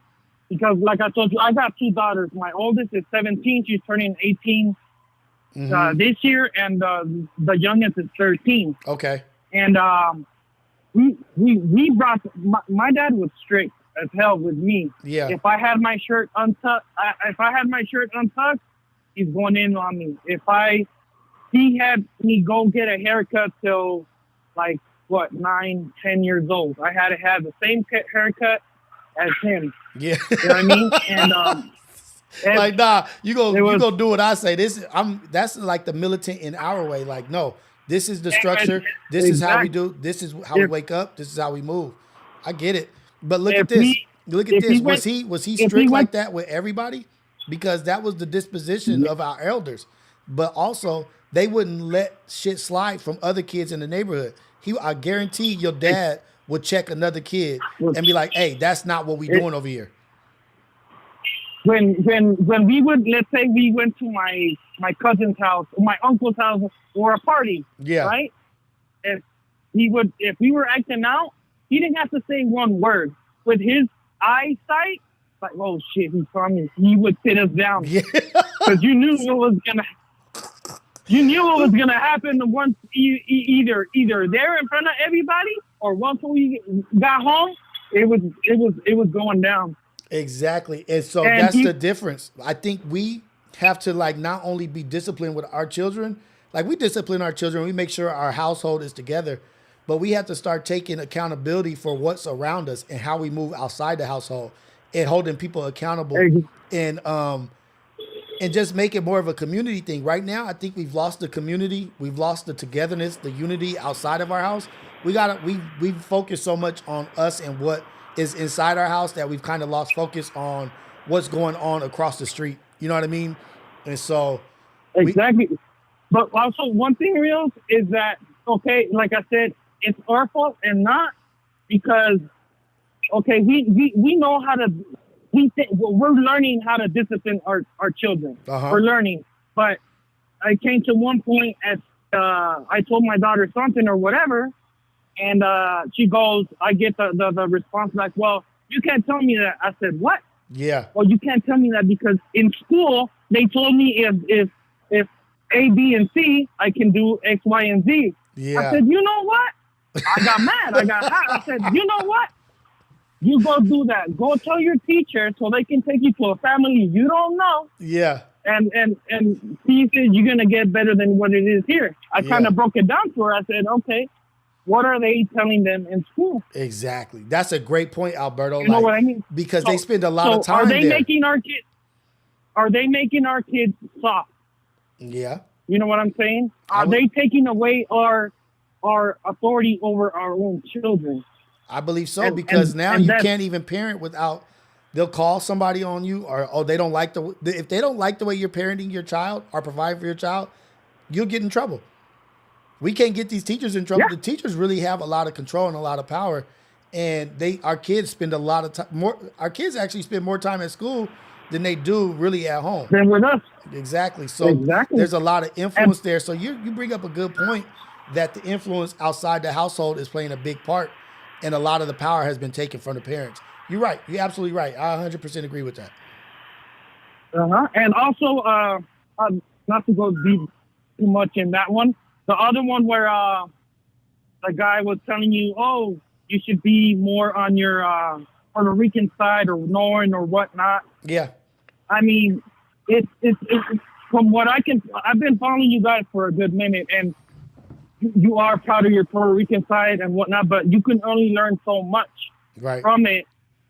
Even because I was born in LA, in Inglewood, but when I was around 8 or 9, we left to live to Mexico. Okay. So they told me, oh, where you from? I said, I'm from LA, but raised in Mexico. Mm-hmm. Oh, really? Your English is you? I said, no, I didn't lose it. Because even my dad was just strict at saying, at home, you speak in Spanish. Okay. Once you walk out that door, speak whatever. So I'm fluent in Spanish and English. Mm-hmm. You know what I mean? We can get those tortas flying everywhere or whatever. I'm on you. Hey, real shit. But where I'm going is that I lived in Mexico for, what was it, like 5 to 6 years. Mm-hmm. I came back to the U.S. when I was 15. And even living those 4 to 5 years, tell me, oh, where's this? I don't know. Right. I don't know. I know the basics. Exactly. I know the basics from living over there. You learn so much, but like you gotta say, you could be. I mean, where I'm going is like you're not gonna learn from just reading and this and that and living the experience. Oh, a week in vacation to where you're from and this and that. You're gonna learn as you go. That doesn't mean you're not proud of it. You know what I mean? Because they tell me, oh, what you are? I'm Mexican. Right. You know what I'm saying? Exactly. Hey, man, I appreciate you calling in. Your morning calling. We got our correspondent from Denver, Colorado, Alberto, checking in and keeping us up to date on what's happening in Denver, Colorado. Thank you, brother. Blessings to you. Appreciate you. Give us a call tomorrow, man. You already know, 6 a.m. to 8 a.m. Well, it's 9:33 right now, but but you know, we try to stay within that time frame. But appreciate you, fam. All right, you take care, man. Okay. So I see the thing about laughing I tried gentle parenting, or whooping, or I'm gonna whoop my kids, or I'm gonna hit my kids, or this and that. I look at it as in, like I used to spank my older son, and I don't spank my younger kids. Well, they don't really do anything to that warrants. They don't steal, they don't cheat, do nothing like that warrants to me like something egregious like that. But what I've taken it on as is, am I letting my child outsmart me? Is this 5-year-old smarter than me to where I got to resort to popping them? Is this what love looks like? Or should I do the work and be intelligent enough to know my child and what gets them going and what makes them do things or not do things? How do I get the best results? Am I not capable of getting the best results out of my child without physically abusing them or physically assaulting them? So I started doing the work. I started doing the studying of my children and studying of parenting, of taking away. And now you don't get whatever you want. You don't get this and that. Like I haven't had to raise my hand, but I've had to pull up or hold or look. Hey, what you looking at? What you doing? Like that kind of stuff. But as in whooping, I haven't had to do it. And these kids are way smarter than what we were. These kids are way smarter, way more advanced than what we were. We didn't think much of our whoopings. These kids these days, they have all different kind of influences and information about, oh, mom is whooping me because she's dealing with her own traumas. I'm just playing. I'm not saying that's what kids say, but they have access. And we got to be, I'm not saying don't whoop your kids, don't do this and that, but we have to be better than what our parents were. Because not saying our parents and our grandparents wasn't right for whooping us, but our parents and our grandparents wasn't as advanced as we are. I'm way more advanced than my grandparents and my parents. I have way more access to information and tools than my grandparents and my parents had. And why am I still raising children as if there's no TV, or as if we can't touch shit in the grocery store? Nigga, I can afford everything in the grocery store. I used to get whoopings for touching shit because we couldn't afford it. Nigga, you break that and we gotta buy it, you getting a whooping.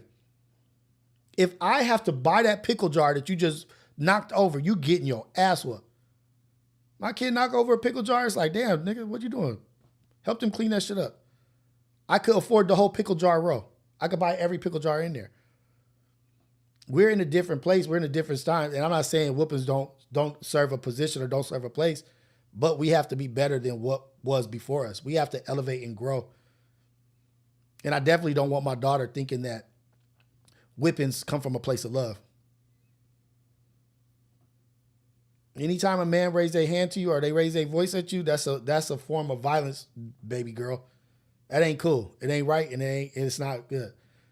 I yell at my kids. Sometimes I go back and apologize. Like, you know what? I shouldn't have raised my voice. I should have handled that better.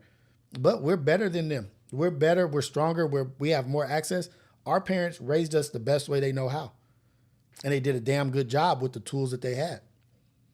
I remember I used to be mad, talk to them like, oh, they should have did this and this and that. Nah, they did good. My parents was way younger than me, had way less than me when they was raising us and doing their thing. But now I feel like I'm equipped with all the tools to where a child can't beat me. No kid can beat me. I will outsmart your ass and have you doing exactly what I want to do without you even knowing it. Him. Hey, what up, man? What's going down with you, man? What's the deal, man? Oh, wait. Hold on. I got to do it more professional. Hold on. My bad. This is the AM Wake Up Show with Rios. Caller, where you calling from? And what's your name? Where you calling from, caller? Oh, man, listen, man. It's your boy, man. Salute to all the Rios, man. It's your boy, I'm Slim, man. Let's go. South Central Los Angeles, nigga. Hey, let's go. LA in the building. What's happening with you, man? What's the deal, bro? How y'all feeling, man? You already know, man. Straight up. I had to call in and turn up one time with my peoples, man. Hey, man, I my appreciate good peoples. You already know, man. Shout out to the whole man. You know you go crazy. I love your chat, man. Hey, it's like great vibes in the morning. Hey, you know, man. it's just like a great cup, great cup of coffee in the morning. You know what I'm saying? My boy Rios. Exactly. It's cracking. Hey, look at this, ODM. It's cracking. Look at this. Go ahead. Ace Boy Dogface had called in, right? And so Xander and my wife was at the door, like, hey, we about to leave. I'm like, hey, just wait 3 minutes, and so I could go with y'all to drop Xander off. And Ace Boy Dogface had like a great question to the girls in the chat. He was trying to find out like some information about like his girl having pregnancy nausea, like she was having morning sickness or whatever. And I was like, hey, I was like, shoot, try to ask your question real quick, but I'm gonna end the stream. So I said, you know what? I'm gonna just put a thumbnail up and I'm gonna leave. I'm gonna just keep the chat going. If you guys have shit to talk about or tell him any advice about the chat, about financial literacy with the shit we was talking about, just keep it going in the live. If you want to leave and you guys don't want to be here, for sure. But try to answer his question as I leave. I left for 25 minutes. The chat still had 150 people in here. Come on, man. Because it's like it's a great place to be, bro. Hey, it's a great place to be. We came with the world. We got people in New York, South Central. A great feeling, a great vibe, bro. You come on, Denver, I'm going to Denver, my nigga. Colorado in the building, Arizona. Come on, we don't get nigga Montana. Fuck it, we give them Montana. We don't get a South Wisconsin. I'm banging Yellowstone Park on niggas. Yellowstone here. Hey, we really doing our... So it's what it really is, bro. It really is. And that's the family food. Like already we had connections before that. Boom, Pun bring it to the table. That was the whole thing. Bring it to the table, and nigga, I ain't going nowhere, bro. Fuck, nigga, I got my own shit, and I'm right there. Nothing else. Straight up. Hey man, that's dope. How it is. That's dope. And they saying it's lagging. Let me see if I can refresh this and see if I could get it going. They say it's lagging a little bit, but that's dope. Like, but that don't you feel like that's a breath of fresh air? Like having your own space. And then still being able to come back. No, I'm gonna do my own thing, right? But when I connected with real niggas, that's like really like it's a different type of look. You know what I'm saying? You got niggas with like this.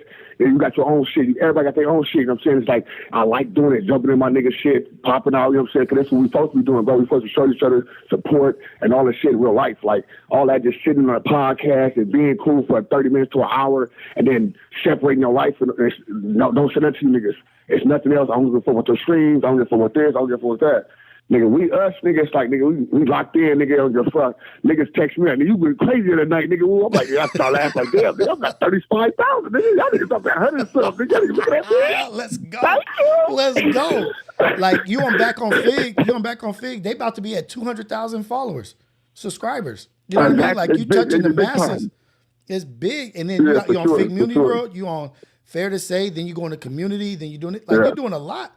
And then you still, and the other thing is when you have your own platform and you get to talk to the people and interact with the people, you don't really have to, you don't have the pressure of trying to get every narrative off when you go somewhere else because you know you could get it off when you go home. Right. That's why even when I go do stuff, I plant seeds, my nigga. Like, people like, oh, yeah, you just do crash now, or you do this, you do that.